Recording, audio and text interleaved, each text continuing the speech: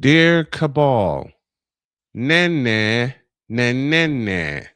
Signed, Caitlin and the Fever. Nah. Oh, sorry, I forgot I had that on. Let's go. I can't do it. We'll do it live. Do it live. I'll write it and we'll do it live. Mister, will you please wake up, wake up, wake up, wake up, wake up?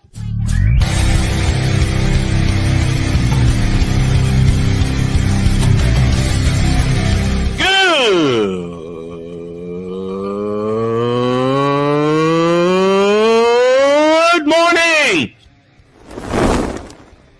Snowman here to all you Brock Purdy and San Francisco 49er haters. Shut up. I got to thank you, Shane. I mean, whatever happened to the games where breaking 100 points was, I don't know, unusual?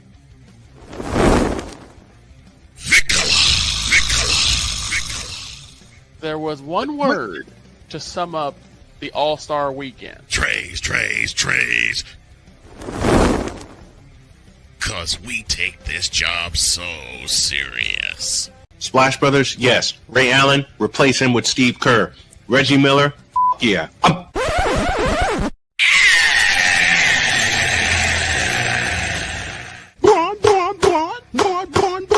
What in the all types of blue hell?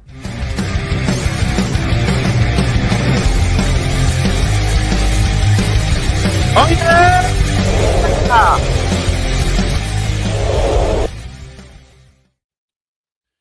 I'm going to be busy today. Very, very busy. And I have a very special guest for hour 2. I'll tell you about that in a little bit. Good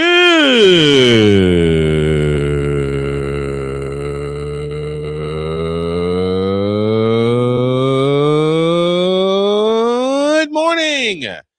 And welcome to the MANIC Monday edition of Snowman in the Morning. Glad to have y'all with us. Chris Dietz is standing by. And a matter of fact, I'm going to bring him in. Passionate. Come after me. I'm a man. I'm 40. Unflinching. Let's go back to losing. Parking was easier. Unrelenting. They're not going to keep him off the field tonight. Totally. This one has a chance. Deeds.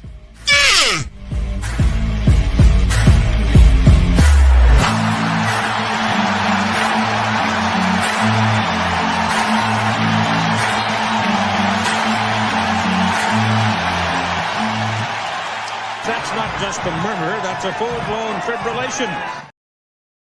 Chris Dietz is here with us this morning. What's up, Dietz? What's up? First, we begin with this. Remembering the legend that is Tommy John. The Bionic Man himself passed away at the age of 83. The pitcher whom played 26 years, 288 victories. And the most important thing, there's a revolutionary surgery that's named after him. He was a lefty. That's got to be the worst feeling in the world. Yeah. To have a surgery named after you. Like well, they didn't call him. It's not like that's the only thing Tommy John pitched for, like you said, 27 years. Mm-hmm. And pitched for high-level organization, pitched for the Yankees. I remember him as a Yankee. So do I. Always. So do I. Yep. He had big-time games, and what's he known for? Oh, surgery. Injury. Mm-hmm. Injuring his arm. And it will be forever known as, and it's not even people don't even call it. What's that? UCL. It's a UCL replacement. Yep.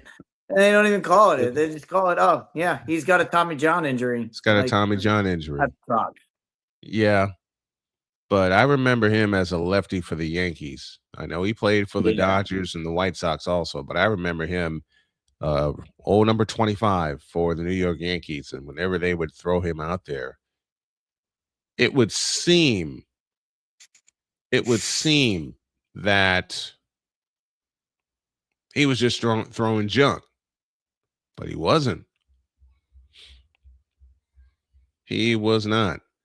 Oh yeah, he wasn't a he wasn't gonna blow anything by you. He was, but that's what led to the injury. Is he was snapping sliders and curveballs all the time. All the time. Yeah. That's what, like you said, that's what he relied on. A lot of off speed stuff. A lot of off speed stuff. And yes, we're beginning the show with baseball. Yeah, what else are we going to begin with? I mean, preseason week 1, like, yay. And I mean, you beat me to that one, dog. You're gonna get all these other shows that are going to overreact to what happened week 1.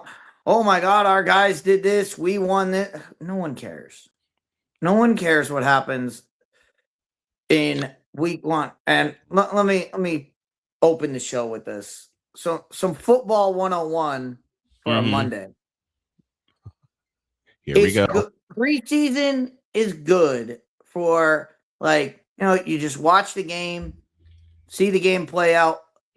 There's no you don't take anything away from watching a preseason game. The only thing you should be looking at is how your team plays. Yeah. What are they doing? Are they running the football early? Are they running when they should be running the football, or are they passing it too much? Are they passing the ball inside the 5-yard line? Is your team acting like a football team?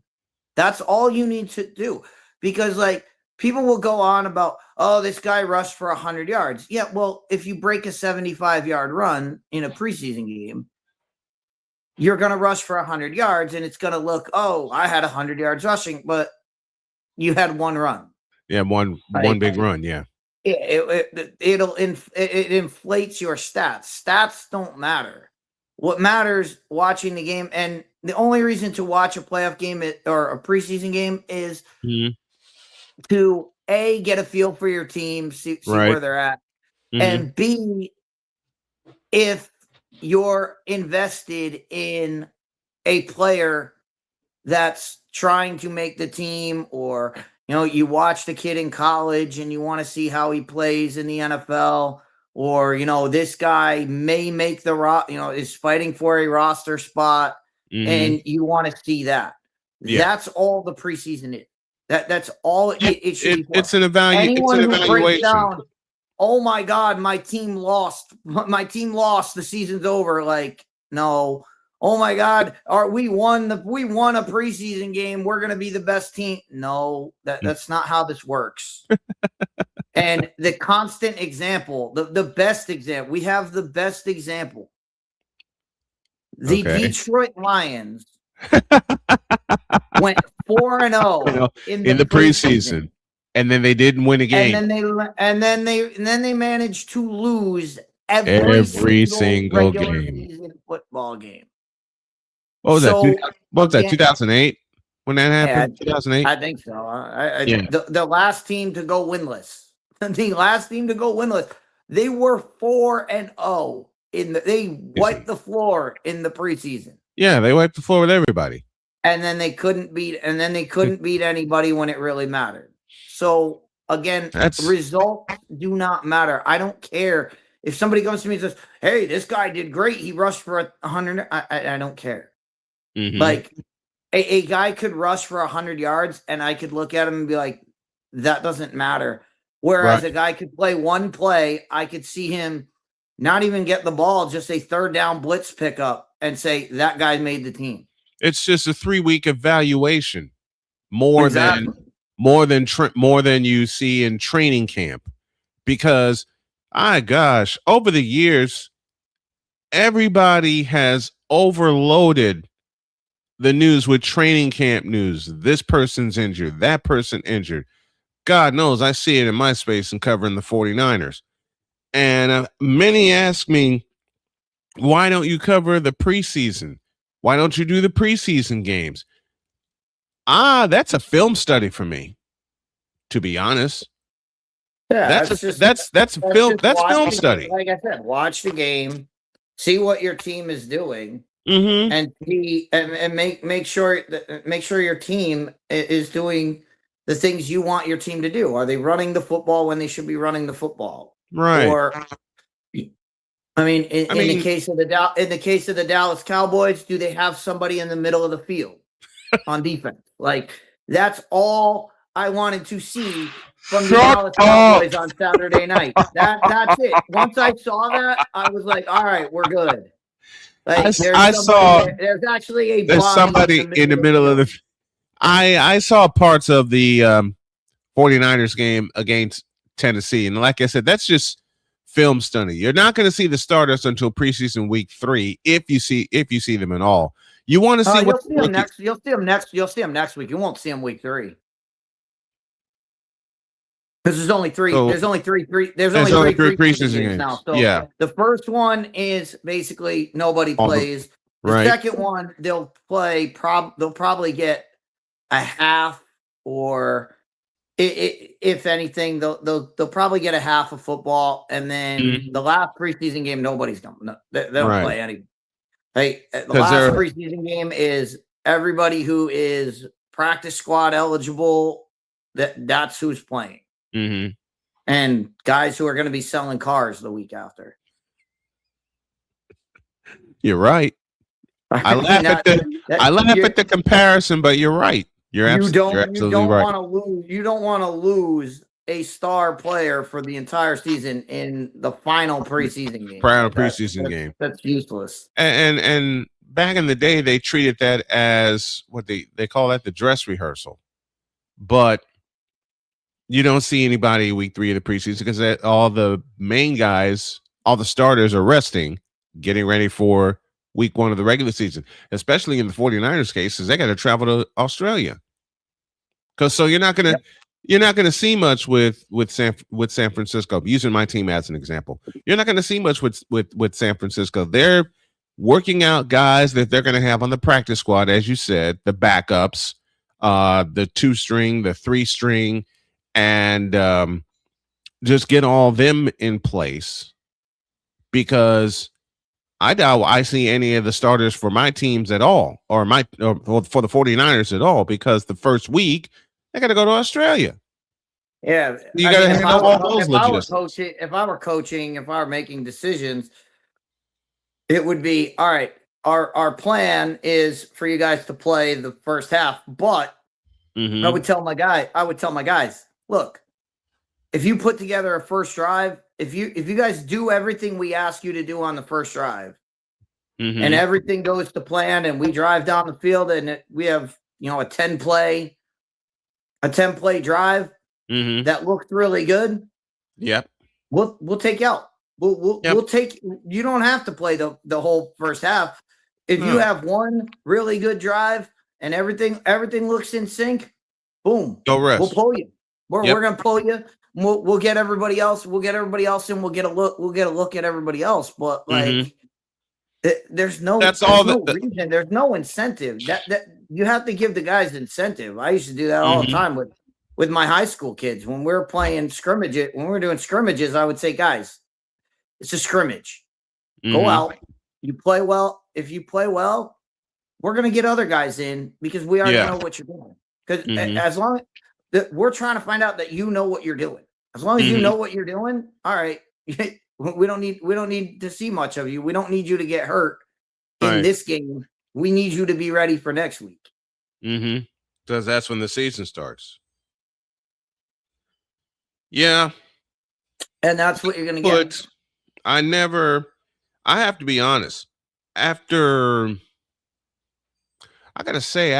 my sophomore year in high school, I never put much stock in the preseason. And don't get me wrong, I love watching the preseason as much as anybody else.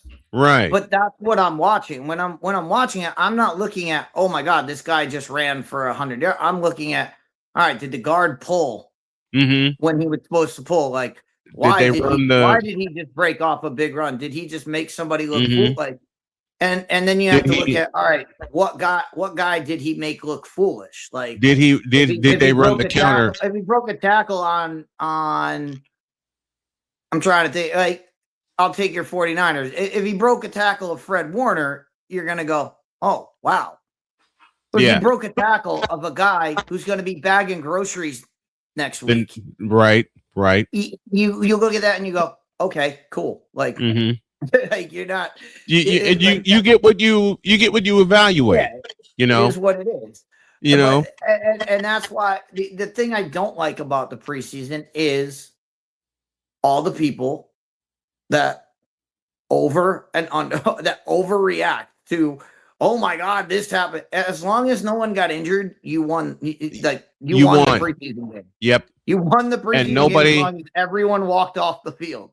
Everyone walked off the field with both the teams I cover, the Colts and the 49ers. So that's good. That's good there. You won the preseason game. As long as everybody returns to the locker room after the final gun intact, then that's that. You won that. You won that preseason. All the stock is going to be for me in the regular season. I use the preseason, as you said, Dietz, as film study. I use the preseason as film study. This is what, and if you like a guy, like if a guy that you watched in college, and I watch a lot of the college guys, so I'm always excited. I'm always excited. I'm like, oh, this guy's actually, like, people are like, oh, the starters aren't playing. I'm like, yeah, but you get to see some guys like that you would never see. So third stringers and below. That's what you want. That's what you get out of the preseason. Yep. And then you talk about, like, you could break down, like, should this guy make the team? But, like, that's what we're talking about. We're talking about whether a guy is number 53 on the 53-man roster, or is he 54? Or is he 54 and on the practice squad? Like, that's all you're evaluating in the preseason. Sick Diggy's with us from Norway. Stats don't give you the full picture, just give you certain indications. Absolutely right. Absolutely right. And the starters are going to come week one. The starters are going to be rusty a little bit, but they practice every day. They get their reps in. They don't get their reps in during the preseason games because what if somebody big gets hurt, like Trent Williams or Christian McCaffrey or Brock Purdy, things like that. You see them for a drive, and it took me a while to understand why you only see them for a drive, maybe a half, because it's football. It's a violent sport. Somebody could get injured at any time. Yeah, I mean, it's like anybody said. I think it was the show Playmakers that used to say it. You're one play away. Yes. You're one play. Every single NFL moment, you are one play away from your career being over. And we've seen it happen. We've seen it happen. Yeah. Everybody's one play away. All right, let's take a break. When we come back, Caitlin Clark and the Fever stick their tongue out at the cabal. What the heck do you mean, Snowman? Dietz and I will break it down in the deuce. This is Snowman in the Morning. The original Think Drink is back. Level up with proven ingredients formulated to crush your competition. No gimmicks, no jitters, no messing around. Just high-potency results that keep you moving day or night. There's a new nerd in town, and we came to play. Nerd Focus. Smarter than energy. Here's an important message from the Diabetes Solution Center. Do you like pricking your fingers to test your blood sugar levels? No one does, but it's important to maintain your health. And now, by wearing a small remote device called a continuous glucose monitor, or CGM, you don't need to prick your fingers anymore. It's easy to use and helps you make more accurate diabetes treatment decisions. If you are testing your blood sugar 3 or more times daily, injecting insulin, or using an insulin pump, call the Diabetes Solution Center right now. And if you have Medicare or most major insurance coverage, you may be able to get a new CGM at little to no out-of-pocket cost. Shipping is free, and we'll even bill your insurance company for you. If you are testing your blood sugar 3 or more times daily, injecting insulin, or using an insulin pump, call the Diabetes Solution Center right now to learn how to end the painful finger sticks and get your own continuous glucose monitor, or CGM, at little to no out-of-pocket cost.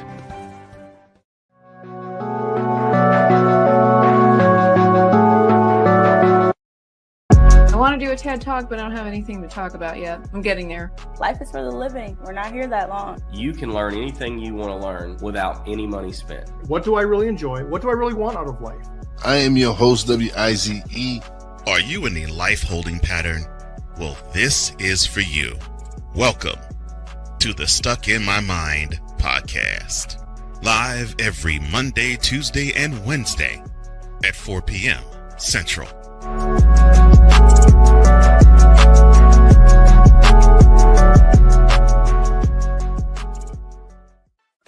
Drew Willingham. In this case, yeah, you put the blame on Kyle Shanahan for apparently not preparing the team enough for the overtime rules, supposedly.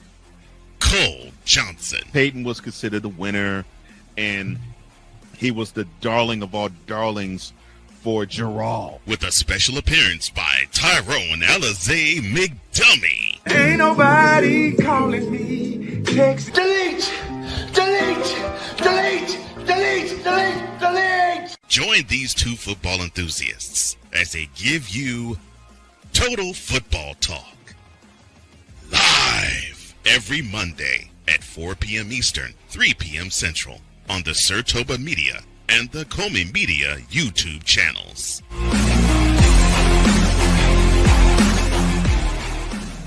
Cause we take this job so serious. I'm sorry, what are these things called? Spices? Spices, thank you. My brain went bleh. What in the all types of blue hell? This is Snowman in the Morning.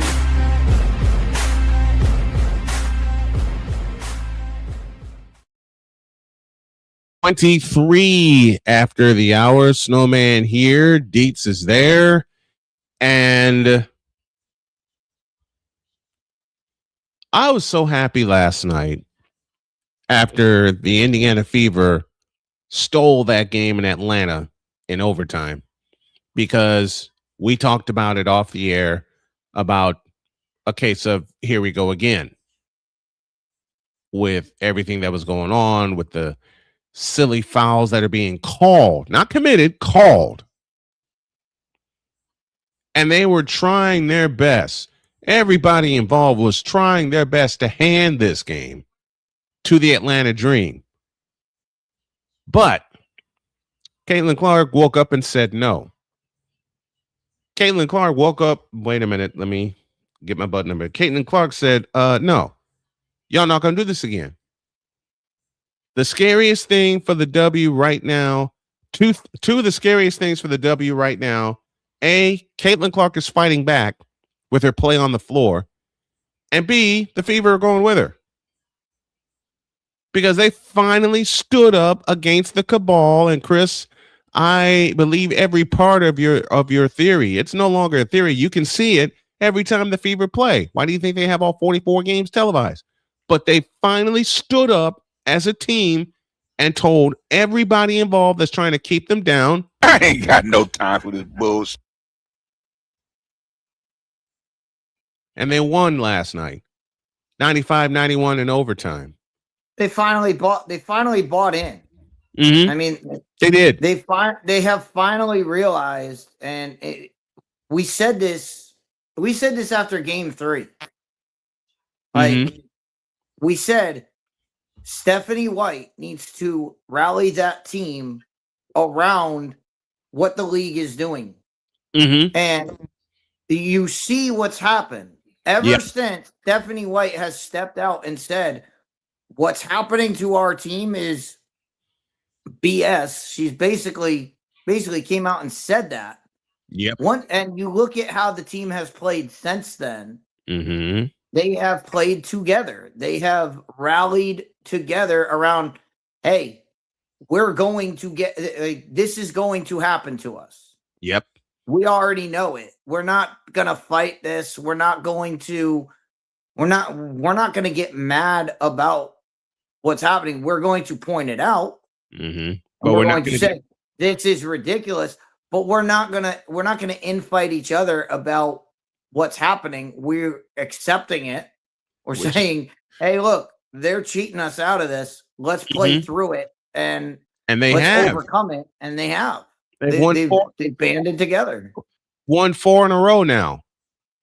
They've won 4 in a row. They're a game and a half in front of Atlanta in the East, and I think they're still at the. Let me look up the standings here. They're still at the number 4 spot in the East, or the top spot in the East. Overall. Number 4 overall. Thank you. Playmaker's here. What's up, Playmaker? And good morning to you. Indiana has not been 11 games over 500 in a long time. They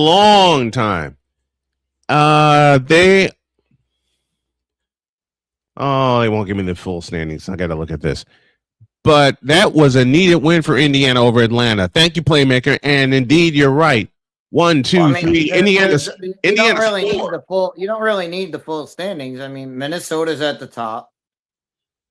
I already know them. Minnesota's at the top. Las Vegas is in there, and I think Golden State's in there. Yeah, the other team was the Valkyries. Yep. So 1 through 4 goes Minnesota, Golden State, Las Vegas, and now Indiana. And Indiana is now a game and a half clear of Atlanta for that number 4 spot. 5 through 8 go Atlanta, New York, Washington, and Dallas. All those teams have won 20 games. Minnesota 29-7, Golden State 24-9, and all they're doing is just building off of their rookie season when they made the playoffs. They just have gotten better. Vegas 24-12, Indiana 23-12, and Indiana has already beaten Vegas once. There are 2 teams that have already clinched the playoff spot. One is Minnesota, the other is Las Vegas. Golden State and Indiana are steaming toward that playoff spot. What's helping Indiana is that they're 10-4 in the conference, 13-6 at home, and they're 10-6 on the road. All winning records in major metrics. That split. What needs to be talked about? I know we're harping on the fever. I know we talk about the fever a lot. Mm-hmm. But what needs to be talked about is what's going on in Minnesota.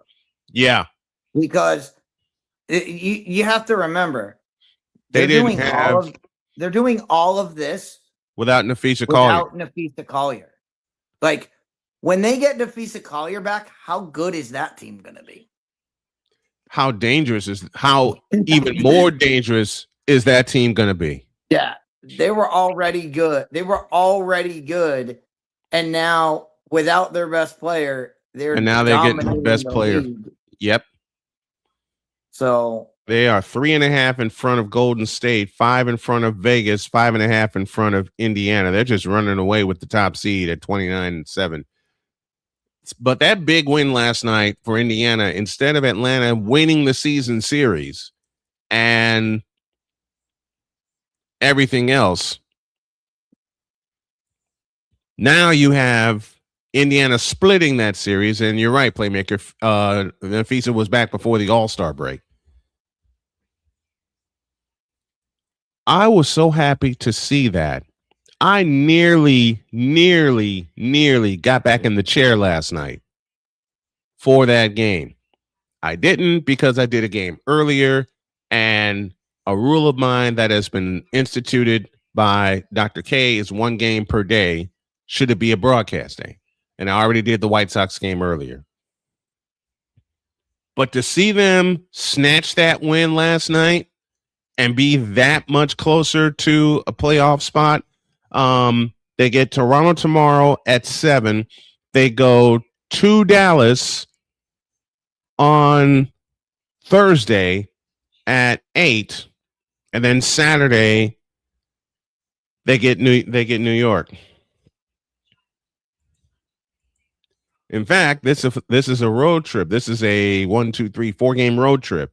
They go to Toronto, They've already beaten them. They've already beaten Dallas. That's for the season series. They go to New York, and then they go to Chicago. The one in Dallas is the one you got to watch. That's being played at American Airlines Arena. And why is it being played at American Airlines Arena?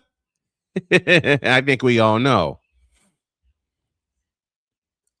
I believe we all know. 31 after the hour, and Jay Spivey standing by.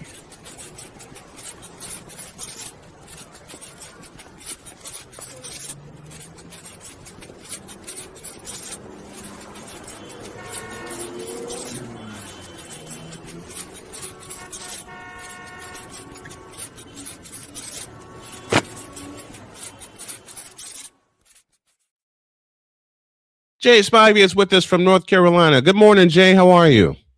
What's up, guys? What's up, Jay? What's up? You sent me something. The most viewed WNBA games of all time are all fever games. The top 5. They're all fever games. 2 against New York. I beg your pardon. 1 against Minnesota, 1 against Chicago, and 1 against Vegas. And These are top 5 of. I know I sent you that yesterday. I'm going to guess yesterday's game is going to be right up there. Oh, yeah, it is. It is for 2 reasons. 1, Caitlin Clark is playing, and 2, Indiana won. They stole the game. Indiana against Angel Reese, too. Mm-hmm.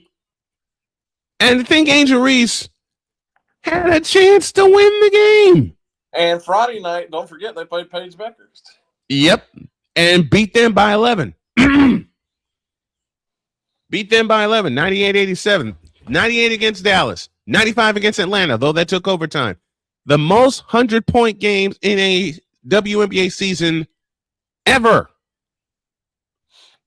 They're the highest scoring team in the league. And the comment that goes with that is this: if you don't think the Caitlin Clark effect exists, look again. And they're right. Or if you look at the one that I sent you this morning, she wasn't even mentioned in the WNBA post.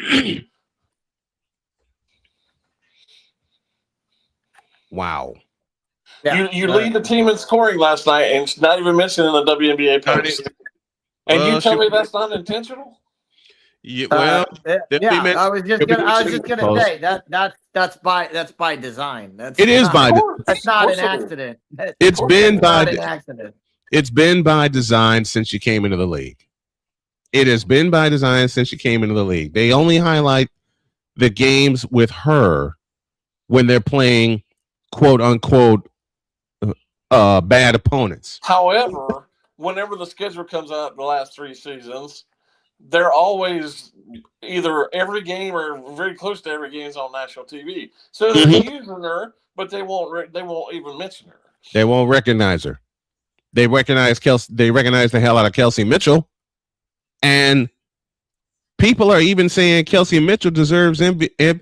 Well, I'm not going to deny that she deserves a piece of the MVP conversation, but I've seen lists come out of top 5 for MVP, and guess who's not even mentioned? Are you surprised? No. Is this now? Help me understand this, because I honestly don't know the answer to this question. Is this strictly a media vote, or do the players pay coaches? How does it work in the WNBA in terms of the MVP vote itself? I think it's just journalists. Okay. I want to say it's strictly media. I'm going to confirm it here. I really don't know the answer. That's why I asked. Because I think she's got a better chance of winning if it's strictly media. If it's strictly media, then yeah, Caitlin Clark will run away with it. If a piece of it is the fan vote, then there's trouble. No, you can't have a fan vote for MVP. You just can't do that. I mean, come on, that's ridiculous. This is not an all-star game. This is not an all-star game. It's all behind. It's all behind. None of this matters. It's all behind the scenes. It's whatever. Again, it's going to be whatever the cabal wants to happen. Right. And you know who's in the conversation?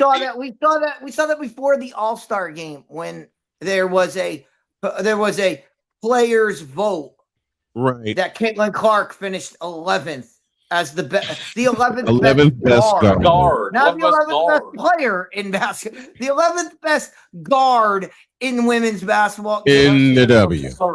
And as I said when that report came out, show me the receipts. Show me the receipts, because I guarantee you there's some numbers behind the scenes that they were like, oh, one vote for Caitlin. Oh, 2 votes for this person because we want them to be ahead. There's no way she was voted 11th. Now, there's a name that's in the MVP conversation that, in my eyes, and probably my eyes only, shouldn't be there, and that's Olivia Miles. I don't really have a problem with that. I just think she's going to run away with it. She's going to run away with Rookie of the Year. Oh yeah. Oh, she's Rookie of the Year with no problem. She's the unanimous and should be the unanimous Rookie of the Year.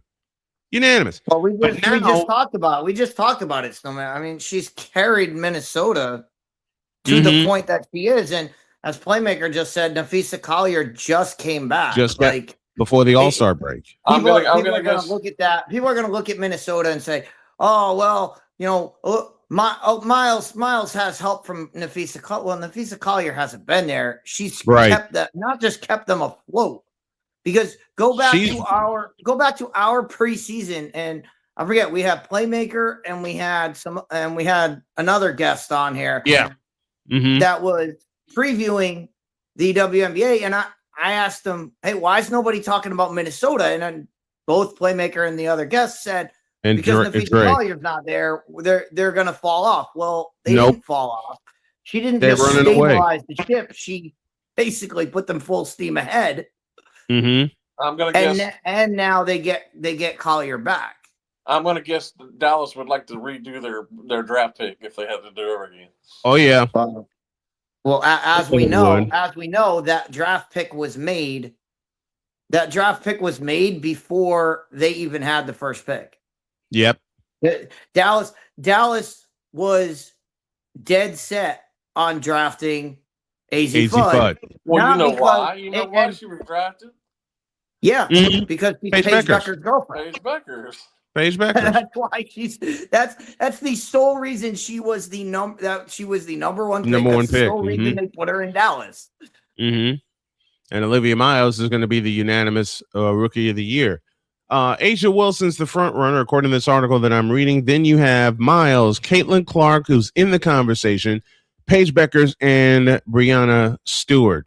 But it's Asia Wilson and everybody else at this point. The way that they say it. Damian Hernandez says, "Why should CC be in the MVP conversation? Because she's carried the team. Hasn't even played enough to be in the MVP talks." Here's my question. Oh no, why shouldn't she be considered for MVP consideration? Exactly. Why? She hasn't played enough games. Yes, she has. She's missed 2 games. She's missed 2 games this year. It's always that argument of what does value mean? What does valuable mean? Does it mean the best player, or does it mean, or does it mean what you bring to the what does that mean? Because if you take what you bring to the team, Caitlin is the most valuable player because you're seeing it.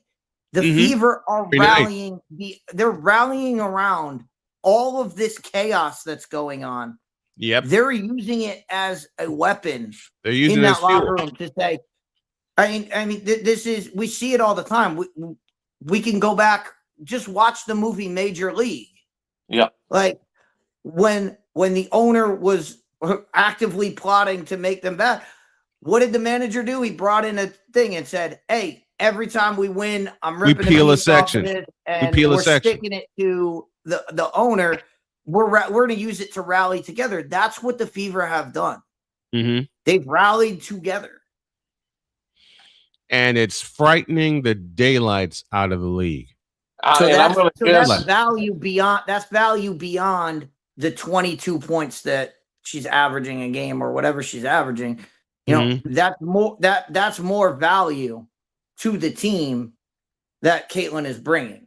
Well, my guess is there's going to be a lot of so-called media who are voting in this. There's going to be a lot of CC backlash for whatever reason. Mm-hmm. Oh, it's coming. They don't like it's her coming. either. They don't like her either. CCing, but it's Wilson and Miles. No, it's not. I mean, this is my homerism coming out, and I shouldn't be doing this. But CC should indeed be in the conversation. There's going to be a lot of agendas. I think she's in the conversation. I think it's fair. It's fair to say Asia Wilson is it's Asia Wilson and then everybody else. That's fair. Right. That's fair. It's fair to say. That's a true statement. It's not fair to say. It's not fair to say, oh, Caitlyn is not in the discussion at all. Caitlyn is probably third or fourth on. But there's going to be a lot of agendas because of race and sex. Yep. I hate to say that. It's just going to be sex. It's just going to be sex. Let's be honest. No, it's race too. It's definitely race. It's the fact that she's not gay. That's why. It's both. Jay, why do you think it's both? Well, there's no. I mean, it's a predominant. I mean, it's like the NBA. I mean, it's predominantly black. The WNBA is predominantly black. So you're going to have a backlash of that. I mean, like I heard Stephen A. Smith mention the NBA with the Lakers a couple weeks ago. Yeah, he brought out. He said the Lakers aren't going to be any good with 4 white players on the team. Well, why can't they be good? Why? It's the same argument. They could have 5 white players on the team by the time the season starts. I mean, well, it doesn't matter. So I'm going to guess she's going to get the anti-CC vote because of both. Mm-hmm. And she's a lightning rod for whatever reason. Well, she's playing very, very well right now. And what difference does it make whether she's gay or not? Who cares? Is she one of the best players in the game? Like I've said, Jay, like I've pointed out, Jay, to 95% of the world, no one cares. 95% of us just want to see basketball. We don't care. But there is that fringe 5%. There's that fringe probably 2.5% that care very much that the best player in the NBA, in the WNBA, has to be a gay woman. And then there's that other 2.5% on the other side that are totally against against everything. Here's why I say and 95% of us don't care. Go ahead, Jay. Go ahead, Jay. Here's why I say race is included. Asia Wilson's not gay, so why does it matter? Asia Wilson's with Bam Adebayo. Mm-hmm. So she's not gay. So race has to play something into it. But then you get Paige Beckers and race is gone. Well, that's probably. I mean, they push Paige Becker. They don't fight against Paige Beckers. My question is, why do they push Paige Beckers as much as they do? I don't have a problem with Paige. She's we answered the question already. Okay. Because she's gay. That's it. And that's nothing against Paige Beckers is a great player. I watched her for 4 years at UConn, and I've watched her for 2 years in the WNBA. She is a great player. Paige is a hell of a player. Is a hell of a player. But she's not at the star. She's not a star level. She's not a star level player. She's not Asia Wilson. She's not Caitlin Clark. She's not on that level. And they're trying to put her on that level because they need her. They need her to be. I disagree with that a little bit. I think she's better than you think she is. I think 2 years in the league, I don't think she's nobody's at Asia's level. Asia is it's like Asia and everybody else. Mm-hmm. I want to see Asia and Caitlin in the playoff series. Asia has what? Three championships? 4. Yeah. Okay, 4. Even better. Like I know she has, and most and they're like the last 3. So she's like. And then Nafisa Collier, when she plays, she's on that list. But Nafisa Collier is not going to get. She's not going to get pushed, and we all know why. Mm-hmm. We all know because she was the one that came out and basically threw Kathy Engelberg under the bus. Under the bus. Yep. So we know they don't want her as the face. If they had any kind of backbone whatsoever, Kathy Engelberg should have had her butt sent out the door a long time ago. True. Well, we've talked about it. The rise in, we talk about it all the time because it's so important. They went from 12 employees to 85. And there's a lot of people within that office that need to go. That need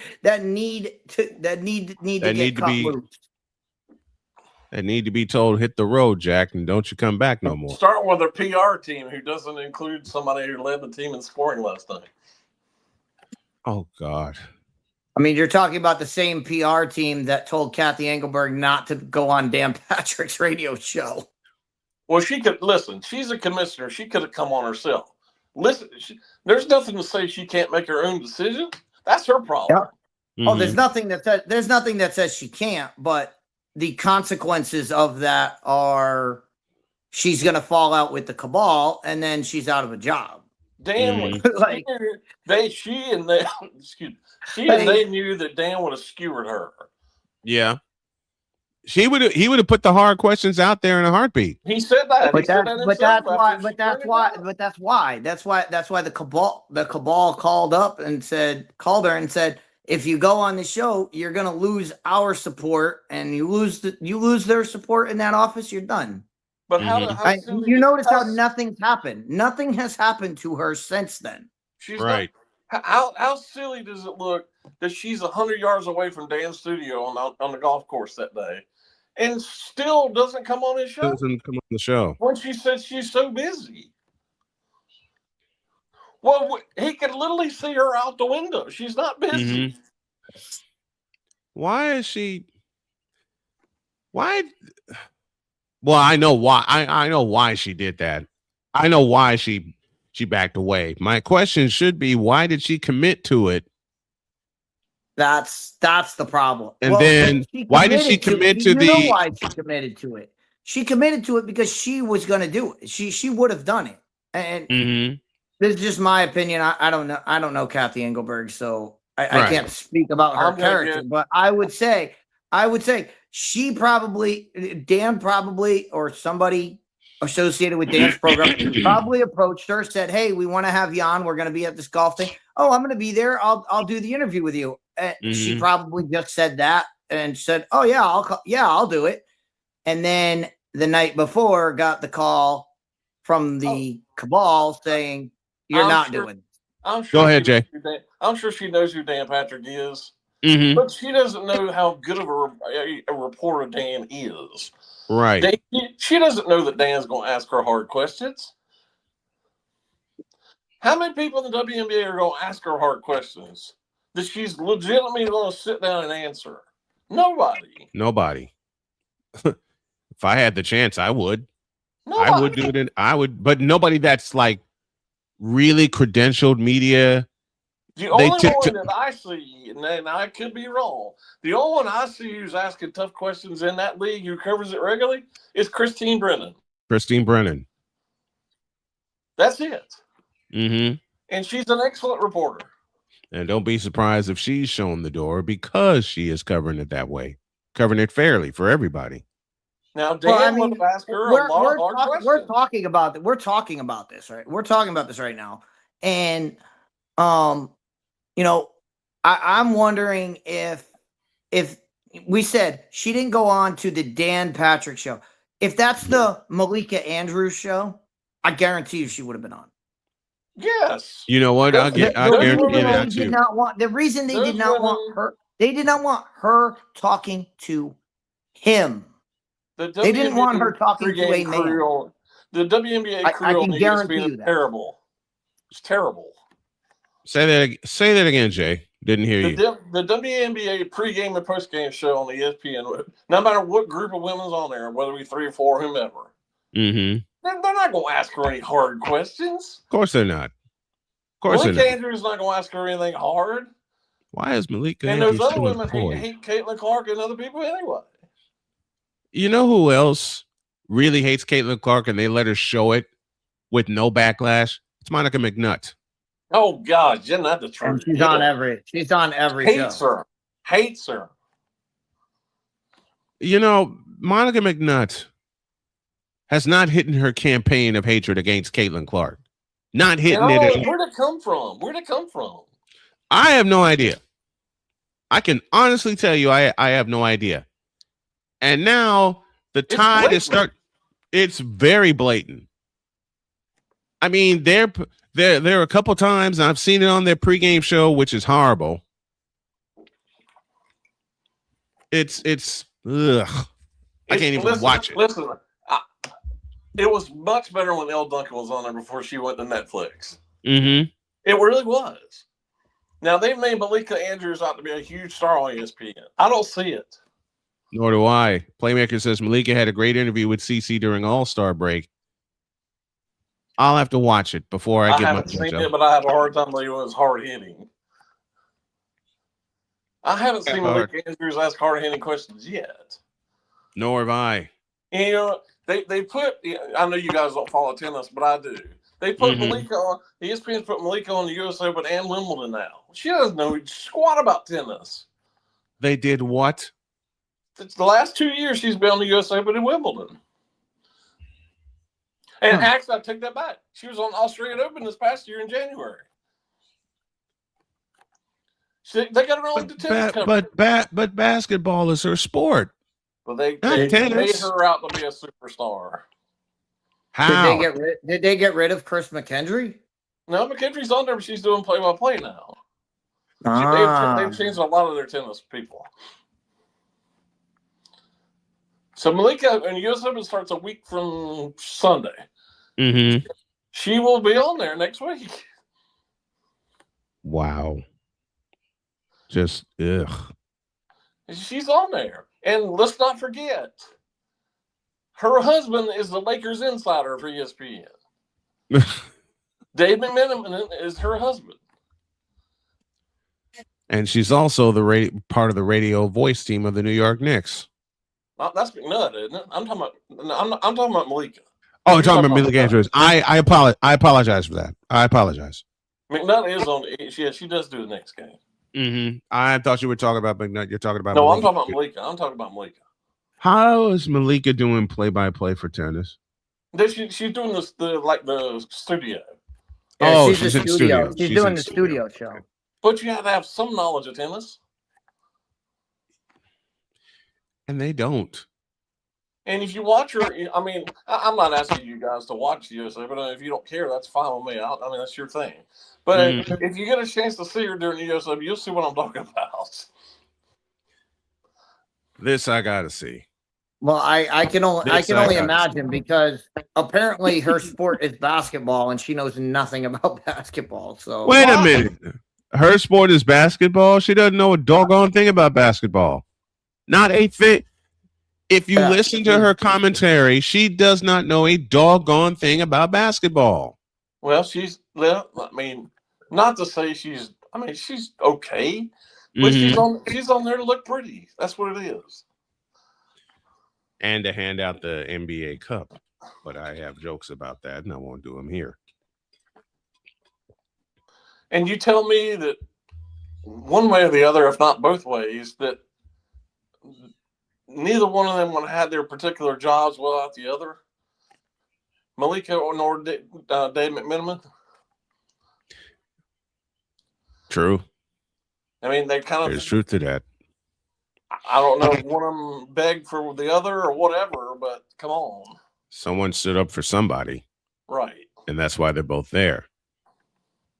56 after the hour. Jay Spivey with us. We're due for a break. Jay Spivey is on with us every single Monday at the bottom of hour one of Snowman in the Morning. Jay, thank you very much. Great insight as always. Can't wait to talk to you next week. All right, guys.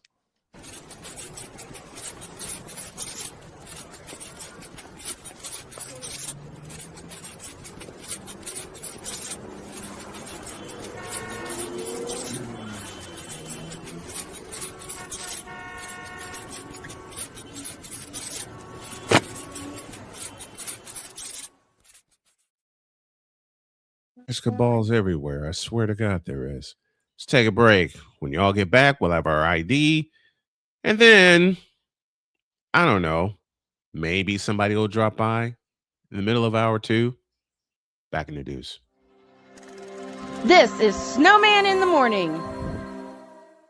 Here's an important message from the Diabetes Solution Center. Do you like pricking your fingers to test your blood sugar levels? No one does, but it's important to maintain your health. And now, by wearing a small remote device called a continuous glucose monitor, or CGM, you don't need to prick your fingers anymore. It's easy to use and helps you make more accurate diabetes treatment decisions. If you are testing your blood sugar 3 or more times daily, injecting insulin, or using an insulin pump, call the Diabetes Solution Center right now. And if you have Medicare or most major insurance coverage, you may be able to get a new CGM at little to no out-of-pocket cost. Shipping is free and we'll even bill your insurance company for you. If you are testing your blood sugar 3 or more times daily, injecting insulin, or using an insulin pump, call the Diabetes Solution Center right now to learn how to end the painful finger sticks and get your own continuous glucose monitor, or CGM, at little to no out-of-pocket cost.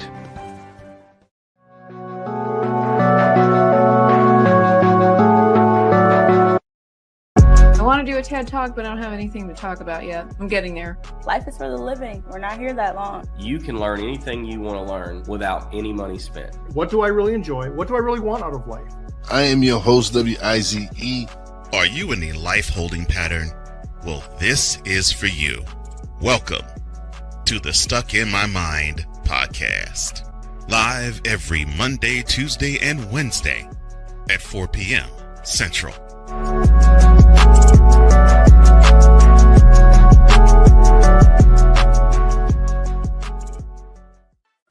Drew Willingham.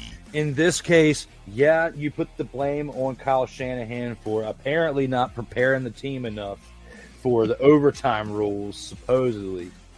Cole Johnson. Peyton was considered the winner, and he was the darling of all darlings for Gerald. With a special appearance by Tyrone Alizé McDummy. Ain't nobody calling me. Text delete, delete, delete, delete, delete, delete. Join these two football enthusiasts as they give you total football talk. Live every Monday at 4 p.m. Eastern, 3 p.m. Central on the Sertoba Media and the Comey Media YouTube channels.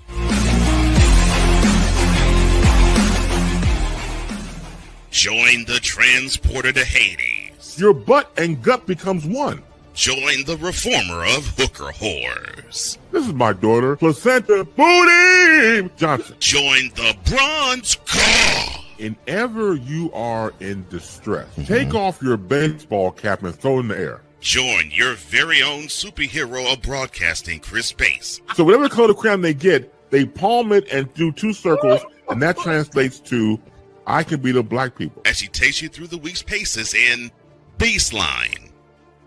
Live every Saturday at 8 a.m. Eastern, 7 a.m. Central, Pacific Time Zone people, just stay asleep when this is on live and just catch the recording. Oh, I'm sorry. Exclusively on the Chris Bass YouTube channel.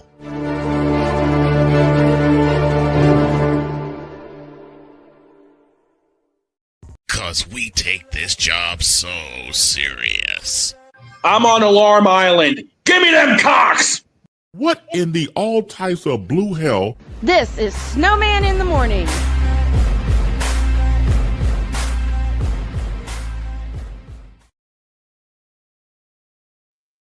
Of what in the all types of blue hell? Jeez Louise.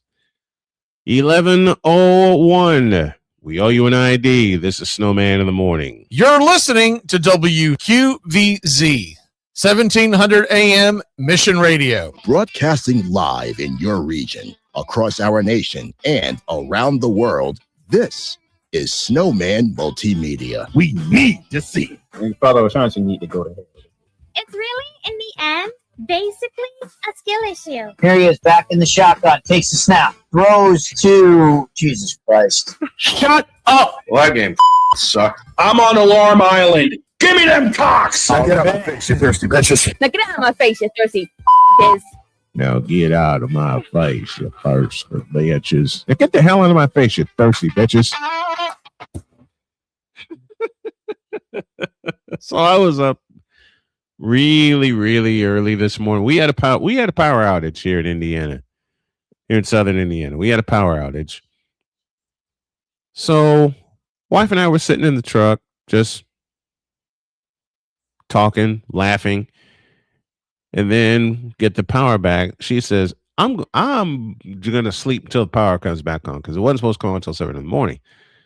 Well, it came on early. I got in here and I got an evil idea. I'm going to use videos for the station IDs, and I already got yours planned out. I've got dogs planned out. I've got playmakers planned out. And that look on your face throws to Jesus Christ. That look. I already got the edited version of put somebody in the middle of the field. I already got that planned. I'm put a few clips around that, including some of me and some of my blooper reel there. I got some for Deb planned, including shut your mouth.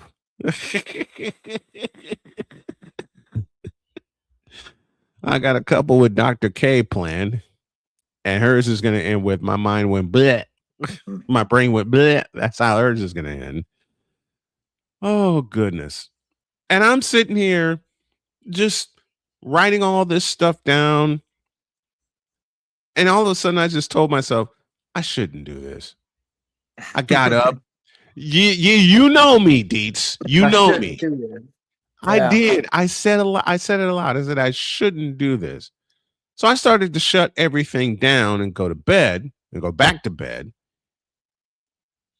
And all of a sudden, I get one step away from the computer and I'm like, yes, I should. And I fired it back up. I know I already got 3 of them in production. Playmaker should not be a part of this foolish. Yes, you should. Listen, Playmaker, you delivered one of the trademark lines that I used during a station ID. You delivered. Where are you? You delivered this line. And Father O'Shaughnessy need to go to hell. That's what you delivered that. That has to be a part of the station ID. This one. Well, that game sucked. This one. Now get out of my face, you thirsty bitches. This one. Get out of my face, you thirsty bitches. I gotta have Deets looking very serious. That I gotta have you do it again and look at the camera and try not to laugh while you deliver that line. I know I'm going to have this. Jarrell Jones has no brains. His football acumen is the same capacity as Gun Run's moral capacity. I'm going to have that. Going to have this. Splash Brothers, yes. Ray Allen, replace him with Steve Kerr. Reggie Miller, yeah.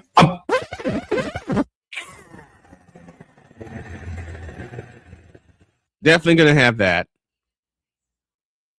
Definitely going to have that. I got too many ideas. You know what else I'm going to put in here? That's a lie. I'm going to find a way to put that in there. And a couple of announcements here. Been flirting around with a couple of television stations. One of them, we are definitely working out a deal. And there's a couple of other networks that want to pick up our show. One of them based in my hometown of Chicago. And that one is led by the great Jonathan Hood, who is a very, very dear friend of mine. I had a chance to talk to him. Great guy. He's got, if you look up Under the Hood with J Hood on YouTube, that's where you'll find him. Yeah, he wants to feature our show. And I warned him, I said, Hood, you're going to get a lot of wackiness. He said, that's why I want it.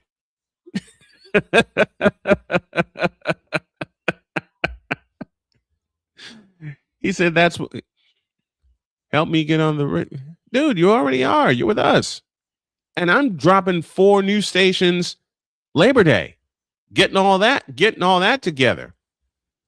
Of course, I had an idea over the weekend. Oh boy! And it has to do with our interview from Thursday, which if you didn't get a chance to see it, everybody go back and take a look. That was a great interview with Chicago State and Rocky talking Hill about that. But I had an idea. Oh, and you need to put this in your pitch to the Chicago State alums that are, the presidents that are making these decisions. What is your idea? On Thursdays, we could set along some time to have the Cougar Corner. You know what? That's a hell of an idea. And you tell them, hey, if you and I already know if Snowman's doing the games, we'll set a total side to have somebody from the university on. We'll interview them. We'll talk to them, and we'll talk about whatever's going on. That's a hell of an idea. And you tell them we got a whole segment. You tell them we got a whole segment lined up. So I'm gonna make a pitch. You give it a nice name like that. I'm gonna make a pitch to them via email today with that idea. And I already know one of the coaches there, Corey Irvin. She used to coach at Whitney Young in Chicago. So now she's at Chicago State building that program up. Right. And they can decide what they want who they want to put on it. They want to send us a coach. Awesome. If they want to send us, if they want a player to be on, we'll do something. We'll do something with the player. We'll do but everything in that segment will be focused on Chicago State University. On the Chicago State. The previous game they had, the game coming up, when it gets to basketball, the basketball season coming up. That could be a program in and of itself too.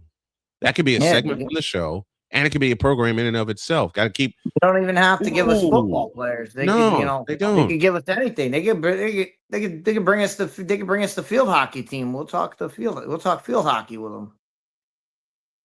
Like now, you got my brain. We don't want to. You tell them. You tell them we don't just want to cover the football or basketball or anything. We want to cover the athlete. We want to cover the athletic program. We want to talk about things that are going on. We want to talk about everything that's going on.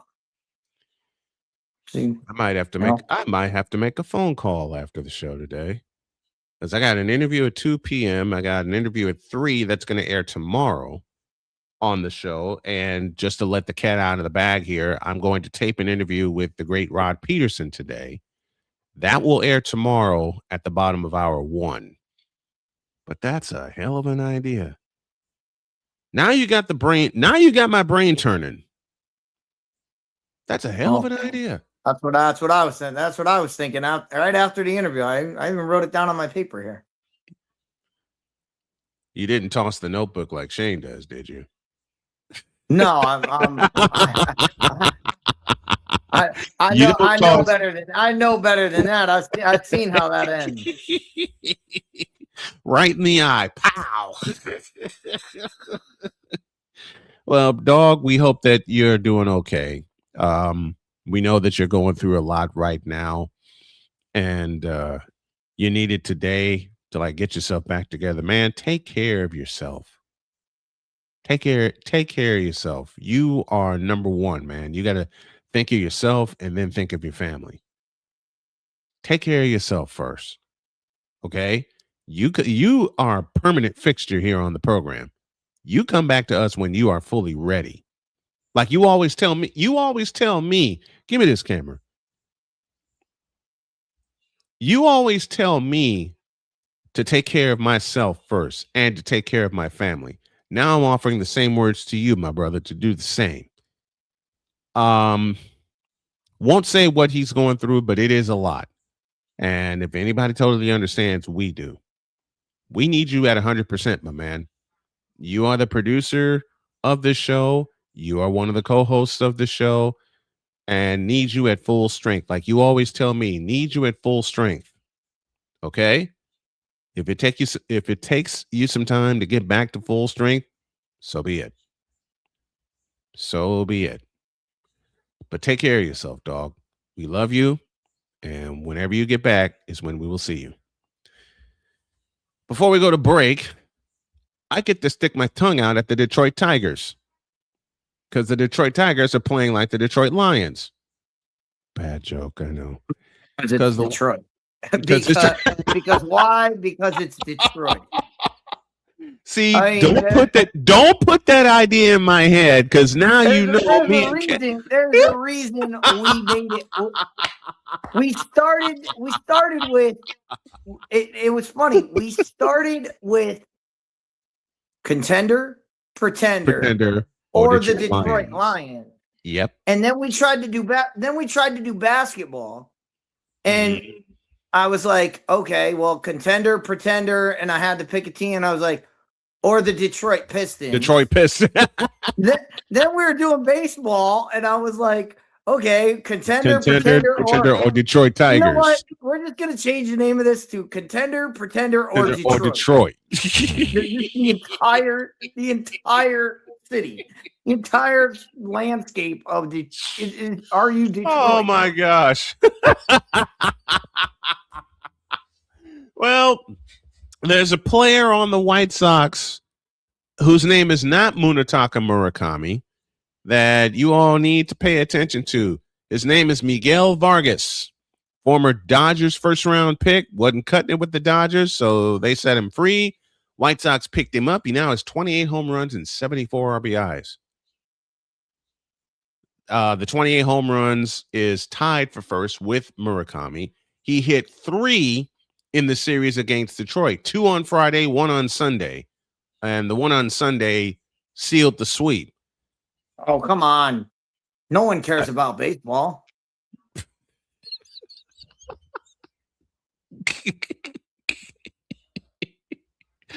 Now I got to do it. Bitch, are you for real? I got to do it.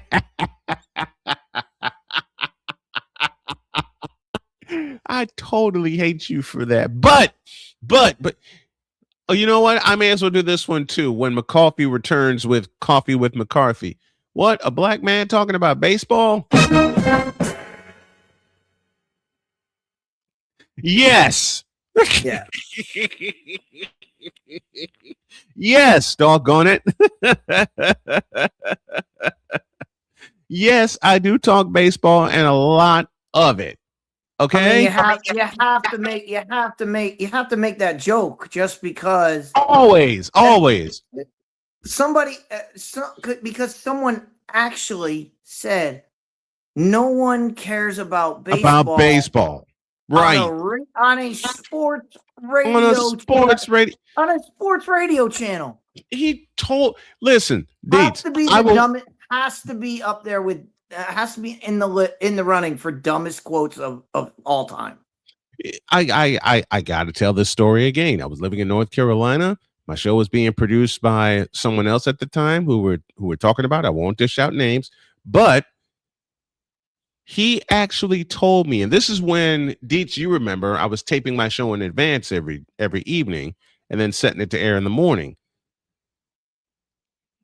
He looked me in the eyes and said, do not talk about baseball because nobody cares about baseball. I told Cole Johnson that when he redid the intro. Yes, shake your head, please. I told Cole Johnson that when he redid in 2021, when Cole redid the intro, this brilliant mad scientist put a picture of New Comiskey Park and used my voice of, well, nobody cares about baseball, and puts this with it. Bitch, are you for real?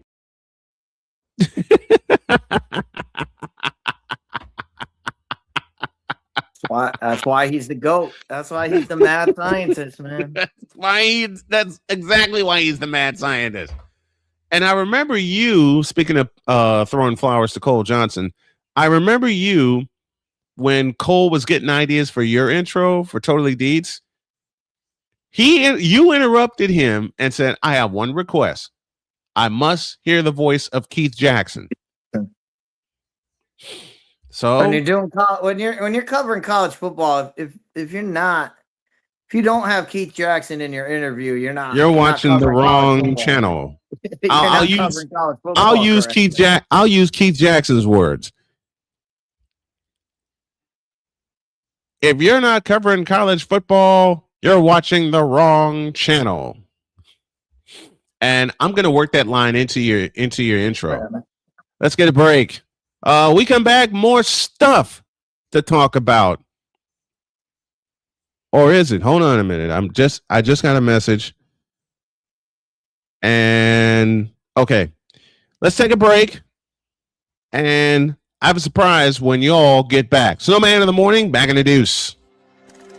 This is Snowman in the morning. During bad weather, driving can become downright dangerous. What's your emergency, please? Trust Battle Vision Storm, the revolutionary glare reduction glasses that turn your sight bright during bad weather at night or during the day. Watch your ordinary vision become extraordinary. Battle Vision Storm uses light optimizing lenses that block blue rays so you see clearly in heavy rain at night or blinding snow during the day. Heavy rain, snow, sleet, or fog can make it impossible to drive. Not with Battle Vision Storm. Get your Battle Vision Storm for only $19.99. But wait, due to rising costs and supply chain shortages, this may be your last chance to get your very own at this low price. There is a strict limit of 4 Battle Vision Storm per order while supplies last. Don't wait, order now. Call 1-800-483-6319 or visit battlevisionstorm.com. So call 1-800-483-6319 now. Here's an important message from the Diabetes Solution Center. Do you like pricking your fingers to test your blood sugar levels? No one does, but it's important to maintain your health. And now, by wearing a small remote device called a continuous glucose monitor, or CGM, you don't need to prick your fingers anymore. It's easy to use and helps you make more accurate diabetes treatment decisions. If you are testing your blood sugar 3 or more times daily, injecting insulin, or using an insulin pump, call the Diabetes Solution Center right now. And if you have Medicare or most major insurance coverage, you may be able to get a new CGM at little to no out-of-pocket cost. Shipping is free, and we'll even bill your insurance company for you. If you are testing your blood sugar 3 or more times daily, injecting insulin, or using an insulin pump, call the Diabetes Solution Center right now to learn how to end the painful finger sticks and get your own continuous glucose monitor, or CGM, at little to no out-of-pocket cost. Whether it's news, the largest egg producer finds bird flu in chickens at a Texas plant, weather, devastating tornadoes rip through the heart of the United States, inspiration, a breast cancer survivor completed the journey of chemotherapy, and now begins a future one of matrimony, or sports. Michael Jordan is shown on a photo with Diddy. LeBron James has a video extolling the virtues of a Diddy party. This has been yet another beating a dead horse presentation. We got you covered. BS3 Network, in association with Comey Media Incorporated, proudly present The Morning Shift with Cole Johnson. Live every weekday at 8 a.m. Eastern, 7 a.m. Central.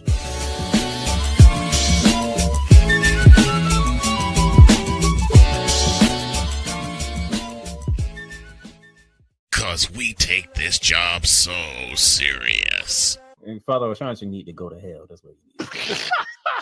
What did Father O'Shaughnessy do? I quit. We're done here. I'm done. We're out of here. What in the all types of blue hell? This is Snowman in the morning.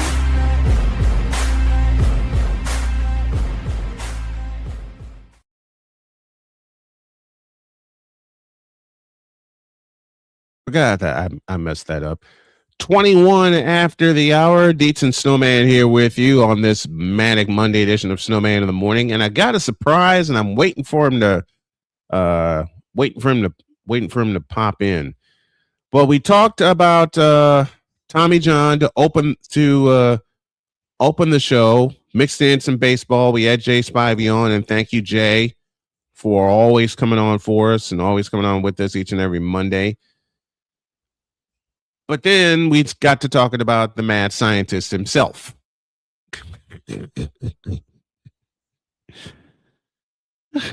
Some of his creations, man.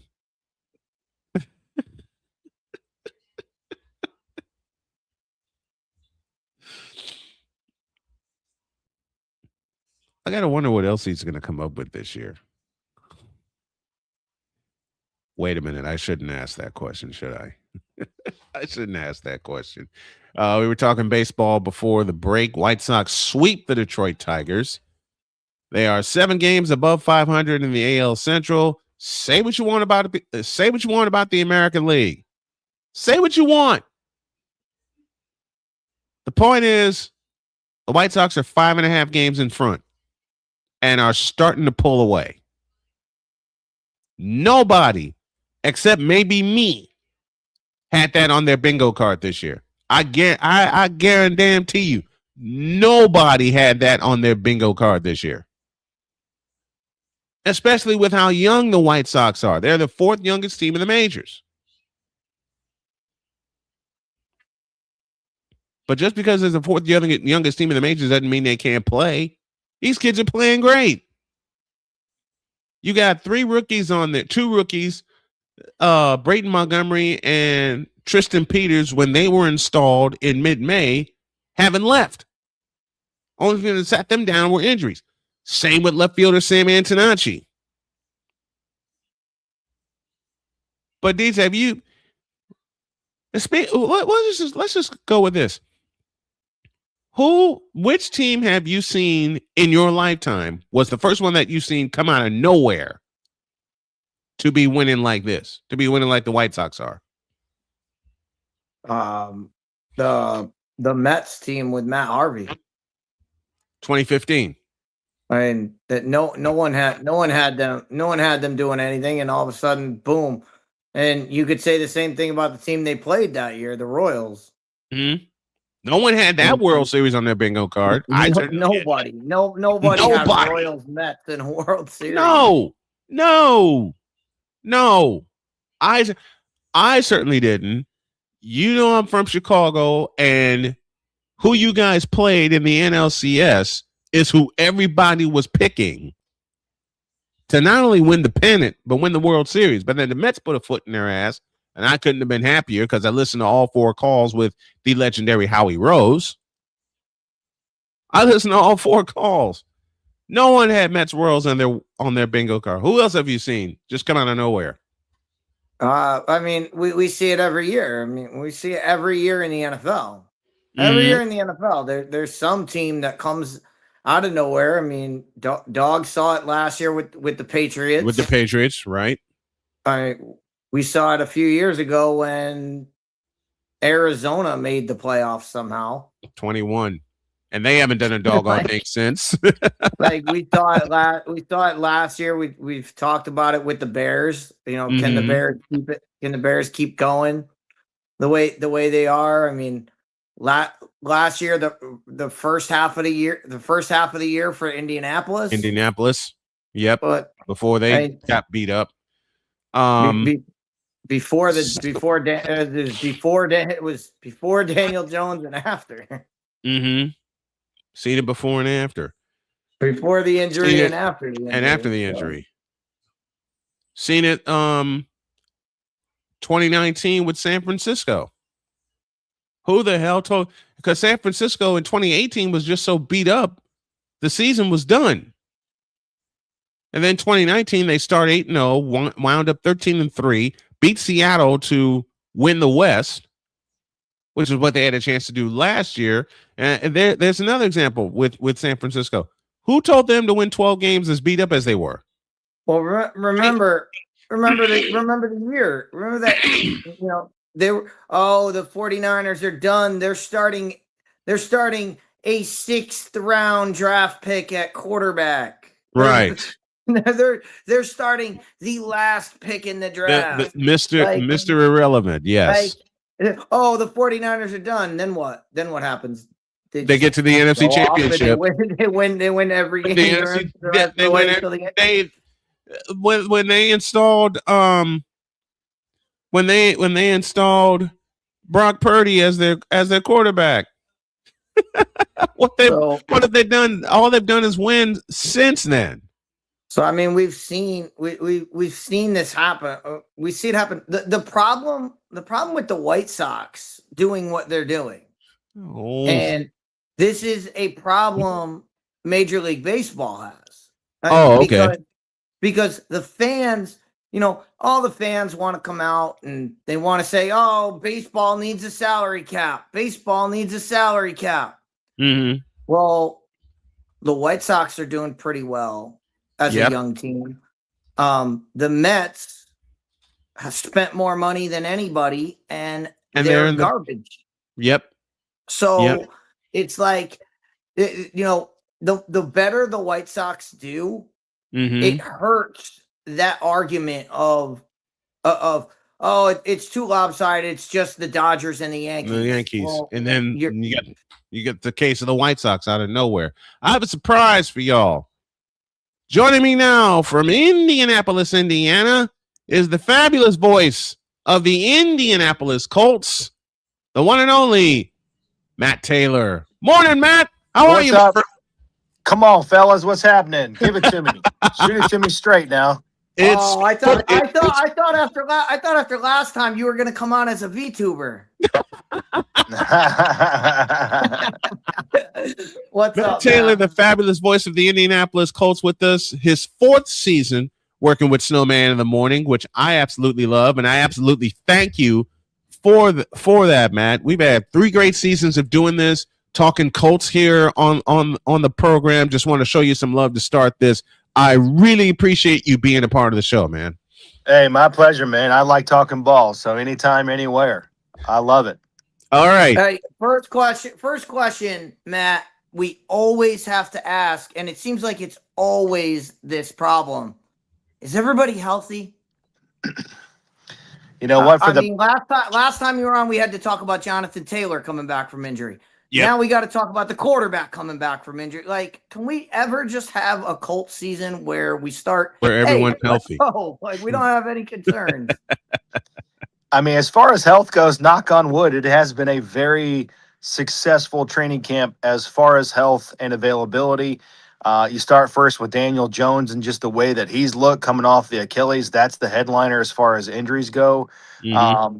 The only one kind of hanging there is Alec Pierce, still on PUP at this point.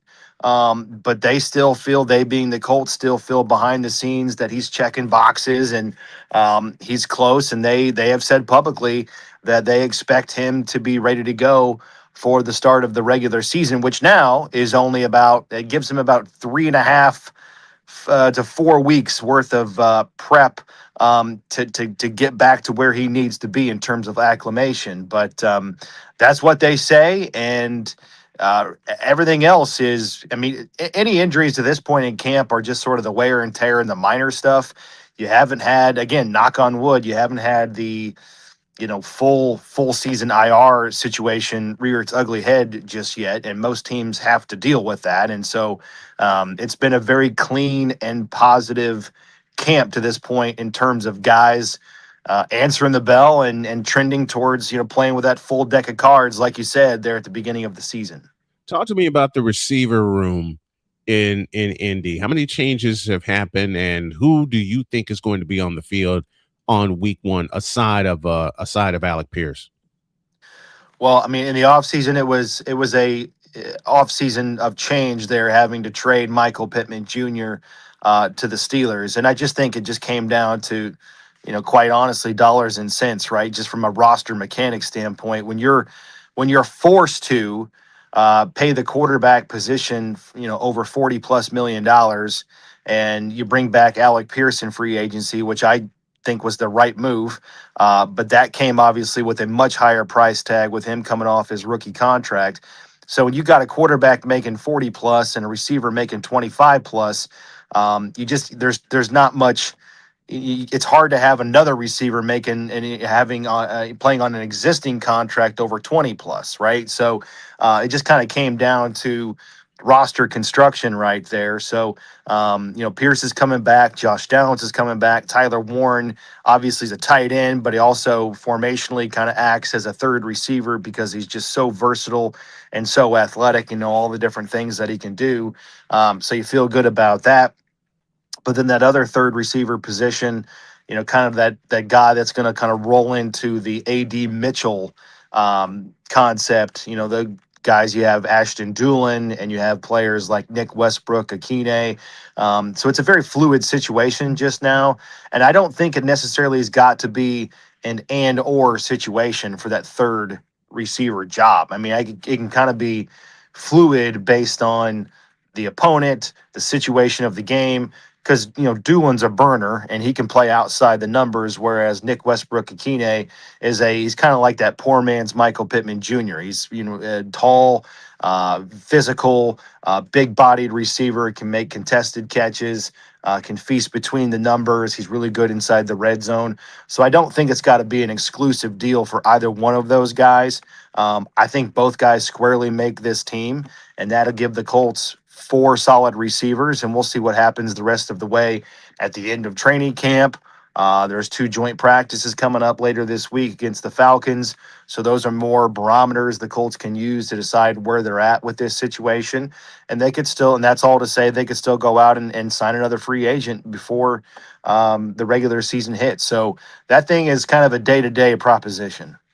How much fun is it to see? We just talked about this at the beginning, Matt. Let me ask Matt a question. For you as a broadcaster, what is better to get your assessment of the team? Is a preseason game better, or is the joint practice a better determination of what the team is? Great question. Well, I think in modern times, it's probably the joint practices. And I know fans don't like to hear that, but that's where this game is going. Joint practices are very much just becoming the norm, the standard. Every team now does them. In fact, every team probably does a venture with at least 2 of their preseason opponents. And it's just a more controlled work to get in the front line work that you need to feel comfortable with going into the regular season, right?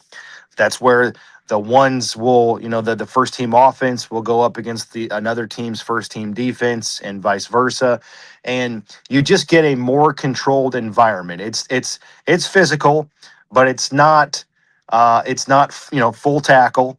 The quarterbacks are still wearing the red protective jerseys. So there's less risk of injuries in a joint practice. And also too, in a preseason game, based on the flow of the game, you may not get a red zone situation. You may not get an end of half or end of game simulation, in a 2-minute drill. That's where these joint practices come into play, where you can script all that stuff, right? All of these situational periods to go over those different situations that do obviously inevitably come up throughout the course of a regular season game. So it's a way to still protect the players, get the work in that you need to, go over the situations, and still kind of use it as a barometer as to how we fared against another team's top unit that you just don't, quite frankly, see very much anymore in preseason games, just out of the risk of injuries. That's just where we're at right now in preseason. I know a lot of old school people don't like it, but that's the new school way of thinking here in 2026. It is. And I've watched a couple of joint practices over the years. And you're right, Matt. That is the way that everything is going right now. Talk to me about one Tyler Warren, because, man, whenever he makes a play, everybody gets excited. This kid is wonderful to watch on the field. And I know he works hard off the field also, but how much fun is it to watch Tyler Warren do his thing in this offense? Well, it's imperative because he's so versatile. I think last year he lined up in 6 different positions formationally on offense. I mean, he's just like a throwback player. I don't know what it is. It might just like be his body type and the long hair, kind of flowing out of the back of the helmet. He just looks like a throwback player from like the 1970s or 1980s because he can do so much. And he's just like an old school dude. He doesn't bitch and moan and complain. Like, he just out there and balls out. You know what I mean? Yep. So he's a fun guy in that sense. But from an analytics standpoint, he's so versatile. And again, like I said, when he's on the field, depending on the formation, it's like having either 2 tight ends on the field or it's like having 3 receivers. And based on where he's lined up, the good thing about Warren is that he's physical and he's bought into the running game and he's a willing blocker, so that no matter where he's lined up on the field, he doesn't tip where he's lined up, does not tip his hand, run or pass to the defense. So it's really, really important that way. I think they're just sort of scratching the surface on how good Tyler Warren can be. And that's saying something, because last year, right away, he was really, really impactful. And I thought, this is just me talking, I thought he could have had an even better season last year, at least statistically speaking, if Daniel Jones would have stayed healthy, right? His numbers and his production kind of went down when Jones was injured and then out of the lineup altogether. I just think the dynamic of the offense and the aesthetics of the offense kind of changed. But you're already seeing in training camp, like they use him in the backfield, and he's that offset H-back with the wham blocks, and he's catching balls out of the backfield, obviously lining up at the tight end spot. He's just going to be instrumental to this offense. I'm not saying he's irreplaceable, but there's just not many guys, in the NFL that can take on so many different hats and interchange those hats series to series throughout the course of a game. Talking about Hey, Matt, what's the feeling around this team when they look back at last year? Are they looking at the first half of the year where the Colts were so good, or are they looking at the second half of the season where it kind of fell apart? Which is being talked about in that locker room? Well, I think, from a bigger view, the front office, all of the decisions they made in the offseason were rooted in the fact that there is more belief that the Colts are more like the 8-2 team through 10 games, where they were leading the division, leading the conference, and then making that big bold at the trade deadline, that big bold move to bring in Sauce Gardner for 2 first-round picks, right? I mean, you don't make that move and you don't get the sign-off from ownership unless you think you've got this window of opportunity right now and you're going to go for it. And they certainly did. So again, to your point, the 8-2, I think it was real, because they were beating the heck out of teams, right? Their average margin of victory in their first 8 wins was 14.5 points. Like, that's ridiculous. Like, that's a number that you just don't see in the NFL. So I think it was real, but then I think the 0-7 was real as well, to be fair. And the reality of last season is that, they had the back half of their schedule was more difficult in terms of opposition. So the schedule heated up on them, and they played a lot of those games without some of the most indispensable players on their roster, right? On offense, they didn't have Daniel Jones. On defense, they played a lot of those games without DeForest Buckner, Charvarius Ward, Sauce Gardner, right? So, it was just a saga. Here comes Phillip Rivers. Everybody remembers the deal. But there is a lot of urgency going into this season. And I think the urgency, to be fair, is boiling over. Everybody knows the deal. Everybody understands what time it is, right? NFL, what does it stand for, Snowman? Stands for not for long, brother, right? So when you don't make the playoffs in 5 years and you haven't won an AFC South since 2014, everybody's going to have that fire, collectively lit under them. And so it's a very, very important season. But I think, again, all of the decisions made this offseason when it comes to bringing back Shane Steichen, bringing back Chris Ballard, bringing back Daniel Jones, making sure in free agency you go bold and open up the checkbook for Alec Pierce. All of those moves are rooted in the belief that the Colts are more like the 8-2 team when they were fully healthy for most of the beginning of last year. Let me throw all of those moves are great, Matt. But we talked about it on this show. Everybody talked about it. Bringing in Phillip Rivers, have they like in the offseason now that you're seeing them in the preseason practice, are they getting the backup quarterback up to speed? Because I still have no idea why they brought Phillip Rivers in when they had a backup there the entire time. Well, let's think about that one. Like let's think about that in it's that one's an onion. There's layers to that one, right? Mm-hmm. So Daniel Jones gets injured week 13. That is the first or second week of December. Yeah. Okay. Mathematically, the Colts were on a slide right there, but mathematically, they still very much had a chance to make the playoffs. Mm-hmm. Right. So Jones gets hurt. Riley Leonard comes into that game and plays serviceable, but he bangs up his knee. He bangs up his knee in that game. Mm-hmm. And he is a rookie quarterback drafted in the 6th round. Right. And the following week, you have to go on the road and play at Seattle against maybe the best defense in the NFL at their place. Yep. Do you want a rookie quarterback who's never made a start in the NFL before, who's banged up, going into for all intents and purposes, a must-win game from a mathematical standpoint, going up against one of the best defenses in the NFL in one of the most hostile environments in the NFL? Do you want that to be that player's first indoctrination to be a starting quarterback in the NFL when you're going into a game where you got to have it? And also remember this too, Anthony Richardson, he was still on IR. He couldn't see. He had the orbital fracture. Right. And then at that point, the trade deadline's in the rear view mirror by about a month. Mm-hmm. So you can't make a trade. And who are you going to bring in? Who are you going to bring in off the street to get up to speed, in 4 or 5 days to feel comfortable enough to play a football game? That I understand. Like, I was like everybody else. Like, I saw the news.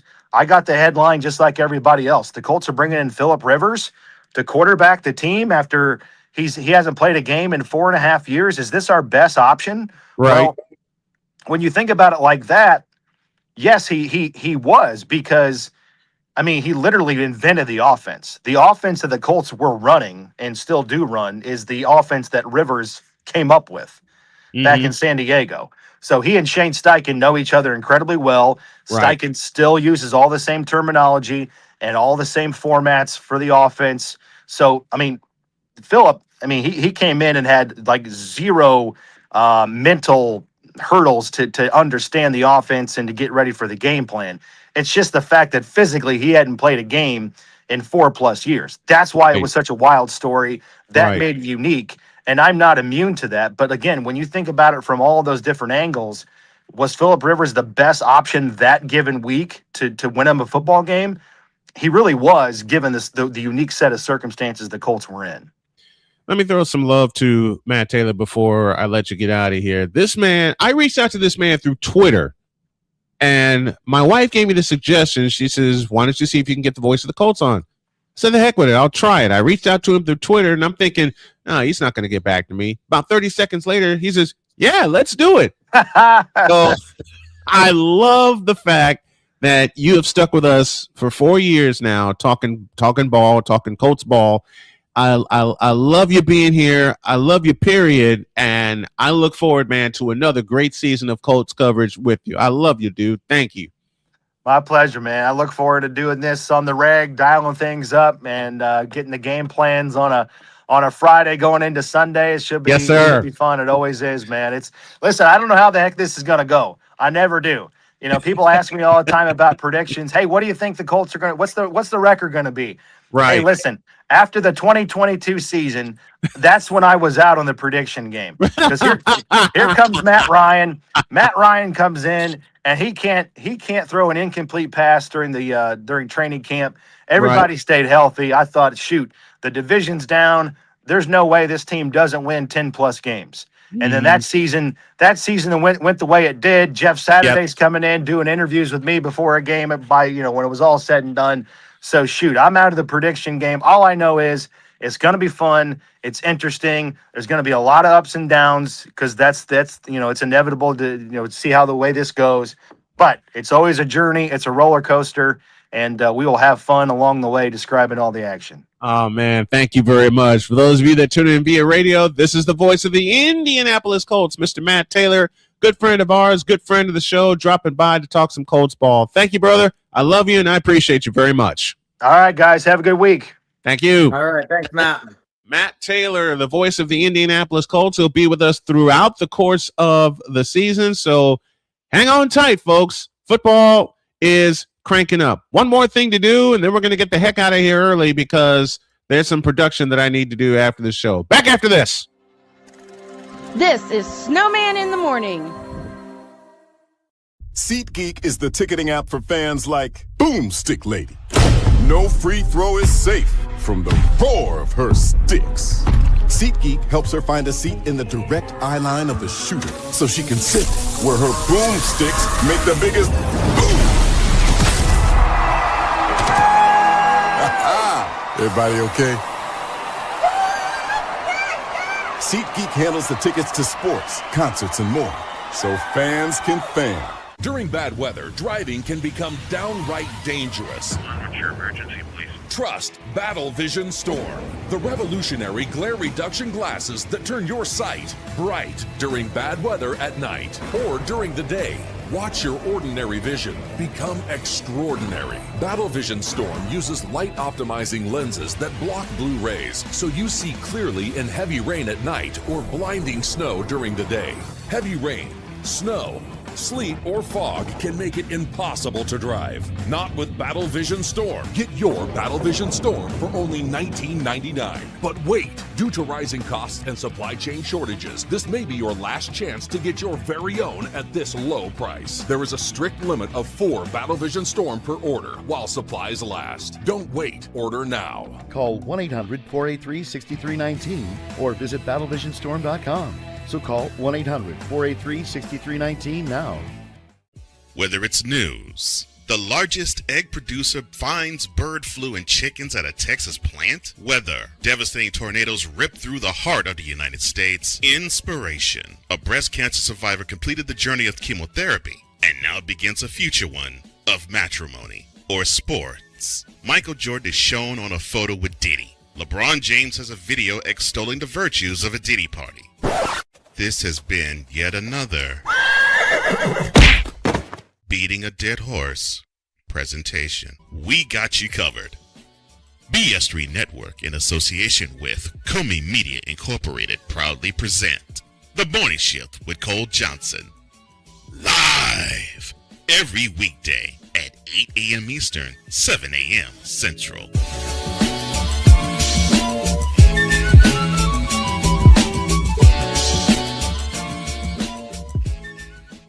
Here's an important message from the Diabetes Solution Center. Do you like pricking your fingers to test your blood sugar levels? No one does, but it's important to maintain your health. And now, by wearing a small remote device called a continuous glucose monitor, or CGM, you don't need to prick your fingers anymore. It's easy to use and helps you make more accurate diabetes treatment decisions. If you are testing your blood sugar 3 or more times daily, injecting insulin, or using an insulin pump, call the Diabetes Solution Center right now. And if you have Medicare or most major insurance coverage, you may be able to get a new CGM at little to no out-of-pocket cost. Shipping is free, and we'll even bill your insurance company for you. If you are testing your blood sugar 3 or more times daily, injecting insulin, or using an insulin pump, call the Diabetes Solution Center right now to learn how to end the painful finger sticks and get your own continuous glucose monitor, or CGM, at little to no out-of-pocket cost.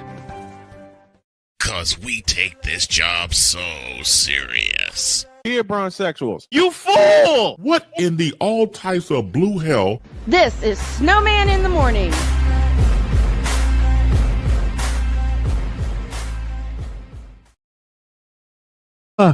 Great time today. Great time. And thank you, Matt Taylor, for joining us. He will be joining us all throughout the season on Fridays going into the game plan Sunday, unless they play a Thursday game or they play one internationally. Then we'll have them on via tape delay early. A few minutes before we get out of here. And Deets, what was the one thing you saw this weekend that you couldn't believe?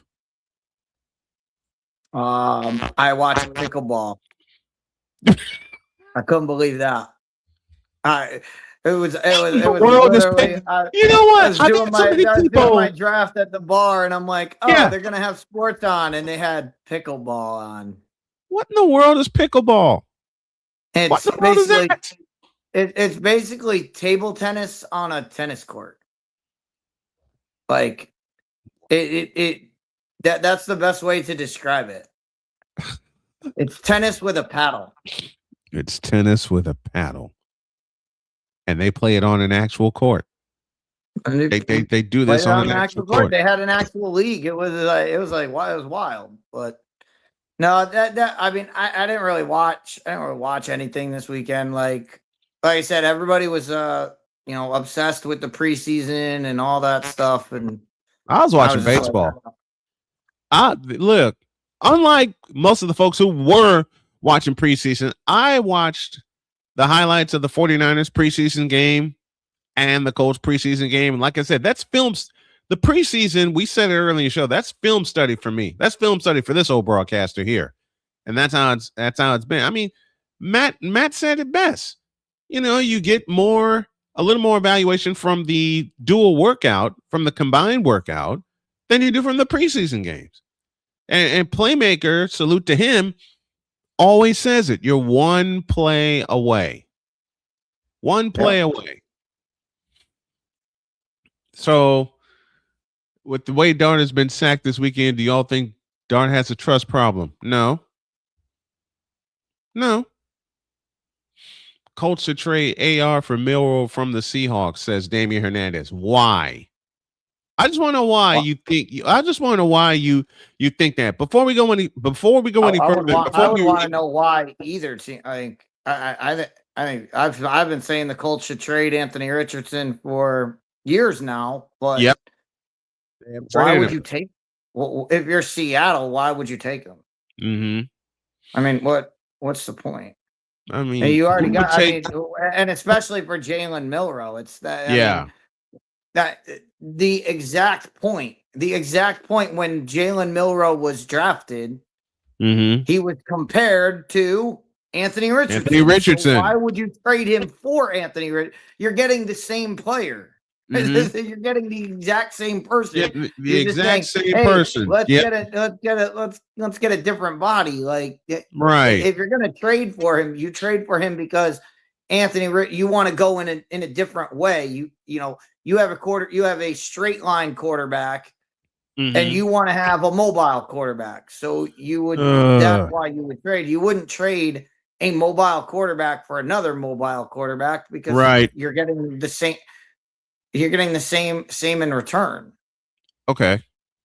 And it makes no sense. Jalen Milroe is on a third round, a compensatory third round pick contract, where Anthony Richardson would be on a first round contract, and those numbers are significantly different. So it would make no sense for Seattle. None. It would make no sense for Seattle. Milroe is not going to be that future quarterback for the Colts. They already have him. So it's like what Deet said a moment ago. Milroe's a third round pick. Richardson's a first round pick, and you're getting essentially the same thing. So why would you make that trade? Yeah. Why the heck would you make for the Colts? It makes perfect sense because you want to dump that. You want to dump that contract. You want to dump that contract. Yep. You want to dump that contract as soon as possible. But why would you dump that contract for a third round quarterback that's basically the same thing as Anthony Richardson?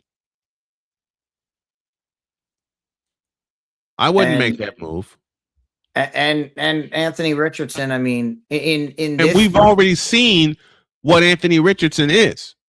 In this current landscape of the NFL, he cannot play.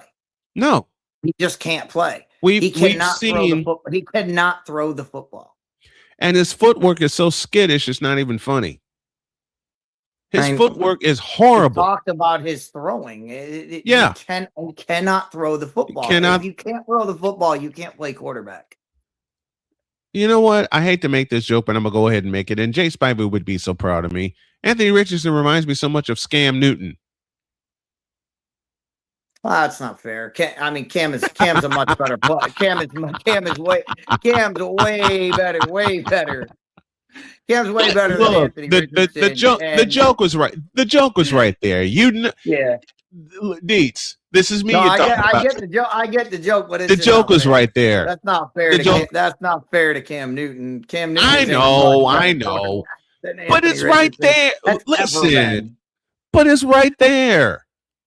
It's right there. The joke was right there. If Playmaker's still in the chat, Playmaker knows. Playmaker watched him at Florida. Yeah, we watched him at Florida, and Playmaker warned me draft night about Anthony Richardson because we covered the first round the year Richardson was drafted.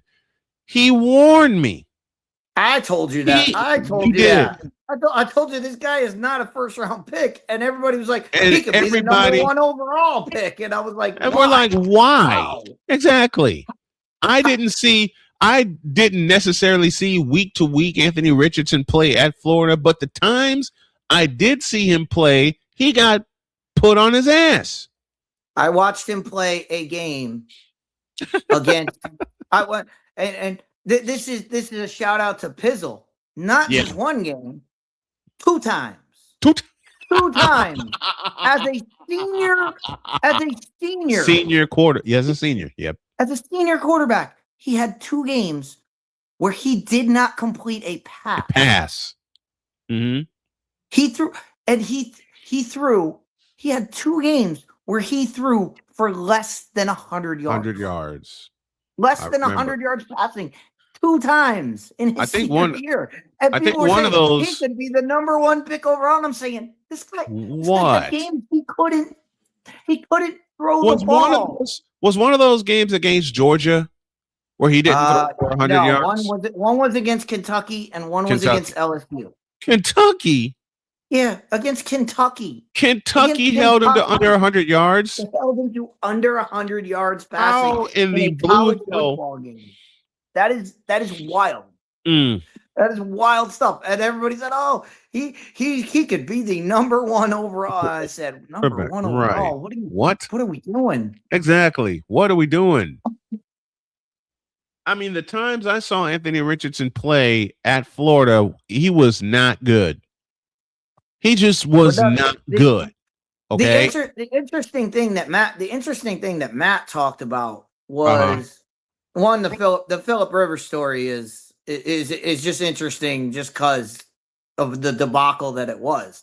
Right. But to hear Matt explain that was awesome. But to hear Matt explain about the thoughts in that locker room, because the Colts had the most Jekyll and Hyde of situations. They being did 8-2 and then going 0-7, 8-2 and then 0-7 the rest of the way. And that all started. They were actually 8-1, and then that makes you, as a fan, mm-hmm. as just a fan of any team. Like that's the kind of thing you have to look at when your team doesn't win, or even when your team wins. If your team doesn't win at all, you have to go back and look at, do you focus on the 8-2 part where you were feeling really good, or do you focus on the 0-7 and try to fix what went wrong when you were 0-7, when you had that 0-7? Like, as a fan, you need to think about which one you want to be. And you threw some great questions at Matt, and I appreciate you for that, man. Because I didn't even think about that. I didn't even think about that part of it, quite honestly. I just thought about the fact that they went 0-7 the rest of the way. They were beat up. They lost Daniel Jones, and I can read the locker room and the players when they would play in the first half and think they'd be in the game, and especially the closer against Houston in Houston. The closer against Houston, they were in the game for the first half of it, and all you have to do to get a read on how the second half of the Colts season went is to look at the last play. When they were trying to drive down the field, and they wind up fumbling, and Houston returns it for a touchdown to knock them out. You got to look. You got to look at. Well, I think, like I said, I think the Colts fumbled. they fumbled the ball with the whole Phillip Rivers thing, and Matt explaining that Riley Leonard was injured. Mm-hmm. That explains the Phillip Rivers situation. The problem is they didn't disclose that at the time. True. And Riley Leonard was still listed as the backup. Mm-hmm. The day Phillip Rivers signed. Riley Leonard was still listed as a backup. When they signed Phillip Rivers, I didn't think it was a bad signing. I thought it was bad to start him right off the rip. Yeah. Because you've had this guy, Riley Leonard, you've had him with you all the time, and now you're saying, you know what, in a must-win game, we're going to start a guy we just got 3 days ago. Mm-hmm. Like, I don't care how well he knows the offense. I don't care how well he knows the offense. I know he hasn't been participating. He hasn't been keeping his body. Like, it doesn't matter how hard you work out off the screen. You're not working out like you are when you're prepping to be a starting quarterback. Right. So there's no way his body was going to be up to speed. And if they had disclosed, oh, Riley's out, Riley can't play either, that's why we have to start Phil, I would have understood it. But Riley was still on the roster, he was still the backup. Team as the backup quarterback. He was the backup. If he was in pads, he should have been playing. Yeah. Like, there's no question about that. And for anybody to say, oh, because we didn't want him to go against that Seattle defense on his first start, like, the chips fall where they may. Like, yeah. And you know what? You do that. You can brush that away. You can say, hey, Riley had a bad game because he was going against a really good defense. Yeah. And like, if Riley did get beat up by that defense and had a bad game, you could write that off as, oh, he was going against a great defense in a limited time to prep. So we can write that off and we can get ready for the next week. That's not what happened. Right. What happened is they started Phillip Rivers. Phillip Rivers went in the game and they got crushed. And then Phillip Rivers started the next week. Yeah. So it wasn't that Riley was injured. It was I still think it was, we don't trust this guy. Yeah. Phillip started the next week against San Francisco. They have to build that up. They have to build that trust. And with Daniel Jones, that's that's something, unfortunately, in his career, that's something you have to prepare for. Because he got injured when he was with the Giants. He got injured when he was with the Colts. You have to be prepared. You have to prepare your backup to get in there because you have Daniel Jones. He was injured at Duke also. I had a chance to see him play in one game at Duke, and I know we're running late. I had a chance to see him play at Duke. Okay, and he played terrific against who did he play? Northern Illinois. And that was in a bowl game in Detroit. I will share that adventure tomorrow. One final question. Michael says, good morning, fellas. What's your thoughts on the Cowboys signing Von Miller? I'll let Dietz answer that. Fantastic. Like, great. Can he still rush the quarterback? Awesome. Bring him in. Like, why not? Why not bring him in? Is he going to be in the middle of the field? Yeah. Can he play? Can he play in the middle of the field? Can he be a body in the middle of the field? Absolutely. Let's go.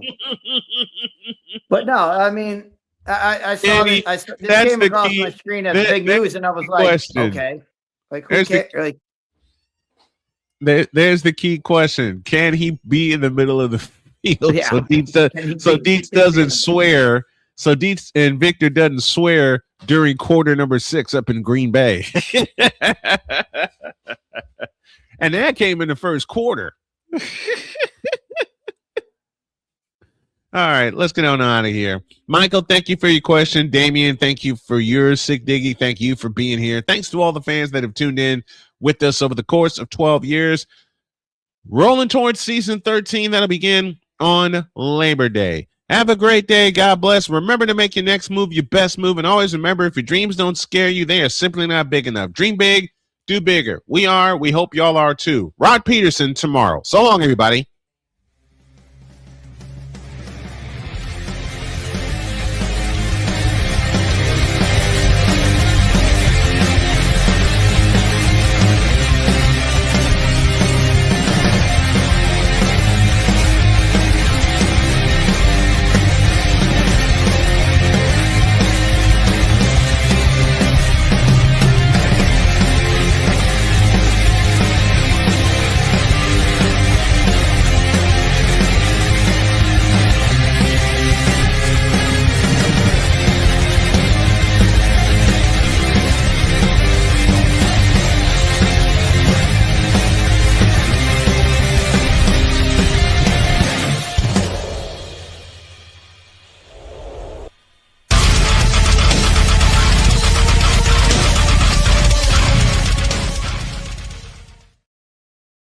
I got to go make some sweet tea now, per my wife.